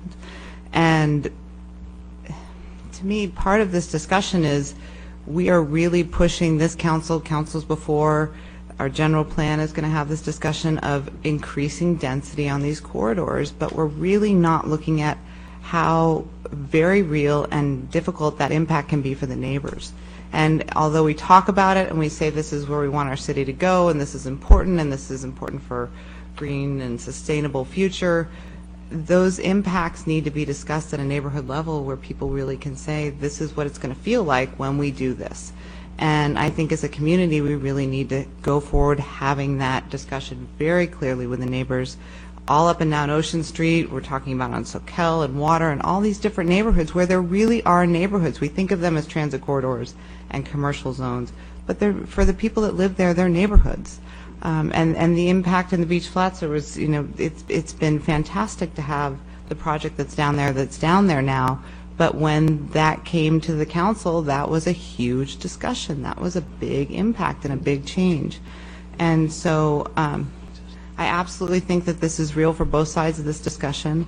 And I wish that it would come to a point where people felt like everybody had been heard and all sides and needs had been met. And unfortunately, I don't think that's happened. But I do hope that going forward as a community, we have a discussion about what this looks like, and if that's really where we want our community to go and that's where we're going, then we need to have these conversations. So I just want to thank the neighbors for the time that they spent with, I know all the council members, I think, visited the neighborhood. And again, I am pleased that we have people willing to invest in this section of town, and that it will hopefully be an improvement in the future. So, couple of thoughts, and I can't resist just responding to one thing Tony said, which I think it kind of goes to the core of the challenge that we've had, but I need to take issue with it at the same time, which is that for the neighbors, this will be, you were saying this will really be a good project for the folks who get to move there, but for the neighbors, it'll be the beginning of their worst nightmare, and I think that's really. That's kind of the problem with this discussion in a sense too, because the folks representing the as the developers move forward, there wasn't the kind of consultation that there should have been. It created a sense of suspicion, frankly, for lack of a better word, that I think has developed into a perception of this project being a nightmare for the Roosevelt Terrace folks. I want to say just true from my heart, even though I totally accept that you believe that, I don't think it will be a nightmare for you. I feel that very strongly. And part of the reason I feel that is because we have, in fact, gone through this many times before in different places where a higher density project has been built and it has alarmed people who live near it. And then the reality has been a lot more positive than the fears initially that were expressed. So I totally get why folks have been upset about it, and frankly, I am a little bit concerned with the point that was made about, because there wasn't an earlier involvement of some of the neighbors, that then the developer gets rewarded, but I don't think that's really quite what's happened, because in fact this project would have come to us in January, and because of that lack of consultation, I think the council and the planning commission both recognized that and kind of put the brakes on it. And it caused me to spend a lot of time working on the project, just talking to different people involved in it to just kind of address some of the things that should have been addressed sooner. The reason I don't think I would have been more alarmed about the failure of process if in fact the planning commission had really raised a lot of alarm. And what they did, and they're really good at looking at stuff like this, is they said, we actually think as planning commissioners this is a good project, but we're unhappy at the lack of consultation, so we're going to raise that issue, ask that something happen about that. And so that happened. The council heard that same thing, and we embraced that concern as well. So I think the process was not great all the way through, but I think we've done a reasonable job of wrestling with it. And I think even though the changes that we've kind of worked towards, that I think I'm not fooling myself. I know the folks, the neighbors who in the Roosevelt Terrace area, they're not going to feel like these were enough, but I think they are things that were responsive to their concerns. And so and I've tried. It was that idea that I raised today was not mine. I stole it from someone else. But I thought it was a good one, and I think that was a useful piece in making it possible. When I first heard it from the neighbors, I really feel like they were even a catalyst for that idea. Right. So anyway, I in the end, though, I just want to address, the last thing I want to address is this notion that was kind of brought up about well, who should have been, there's the city, there's the developer, and there's the neighbors, and it was like those three should have all worked it out. And I just want to give a different perspective on that from where I sit in this, it's way more complicated than that. And, we're dealing with the people who are concerned about crime in this community and what the history had been on that property in that neighborhood. We're looking at issues of history of the, what's been there in the past. We're looking at the Ocean Street corridor as a key part of our, it's the gateway to our community, so it's part of our tourism industry, and how are we dealing with that? And we have neighbors on Ocean Street who have one view of this, and we have neighbors up on Roosevelt Terrace who seem to have a little bit different view. We have children and families, like folks Tony talked about, people who aren't in this discussion, but it's our job to kind of think about them, even if they didn't show up tonight. We have environmental concerns that are pretty big. This whole city has made huge decisions about, we are going to have a green belt. Development that we have and growth that we have will be infill. It will not sprawl. It's going to be more density. We're going to do it on transportation corridors because that's actually much better for our environment in terms of a transportation system. We're looking at all that. We have whole workforce issues. We have people who work in relatively low-wage jobs who can't afford to live in this community, and so they commute from far away. We need to deal with this problem. We have the precedent issue that Catherine brought up. We do need to be thinking about how this fits in with other decisions we make. So my point is that that's really, the compromise is not between three particular interest groups. It's between all of those concerns that the community has. And I think, for me, this is a reasonable compromise. We need this affordable housing. We're fortunate to have, a project that I think will really benefit the entire community. We have someone who's prepared to go forward with it, we hope that you're able to. And on balance, I just think the community really gains from this. And in the end, that's all, we weigh all those different things, and if that's our conclusion, then we vote for it. And so that's what I'm going to do. Okay, any other comments before we go to the vote? All those in favor of the motion, please say aye. Aye. Those opposed? One. So the motion carries with 5 yes, 1 no, buyers no, and 1 absent. And just yes. a point of clarification. Yes. It didn't really make it into the motion, but when we were talking about the potential modification to that 4th floor unit, we talked about that's all part of the condition. Is moving the elevator and community room behind the existing 4th floor master. That whole area there that was mentioned. I saw Janice kind of nod like she understood what was. So, is there a unit number assigned to that? No. So you could identify it? No. We actually were anticipating we might get asked about a potential condition, so we do have some draft language. Okay. Well, maybe you should read that, and let's we'll vote on it again just to make sure, or make sure that's part of. Okay. So in the plans submitted for building permits, the easternmost unit on the 4th floor shall be removed and may be relocated to the interior of one of the lower floors of the building.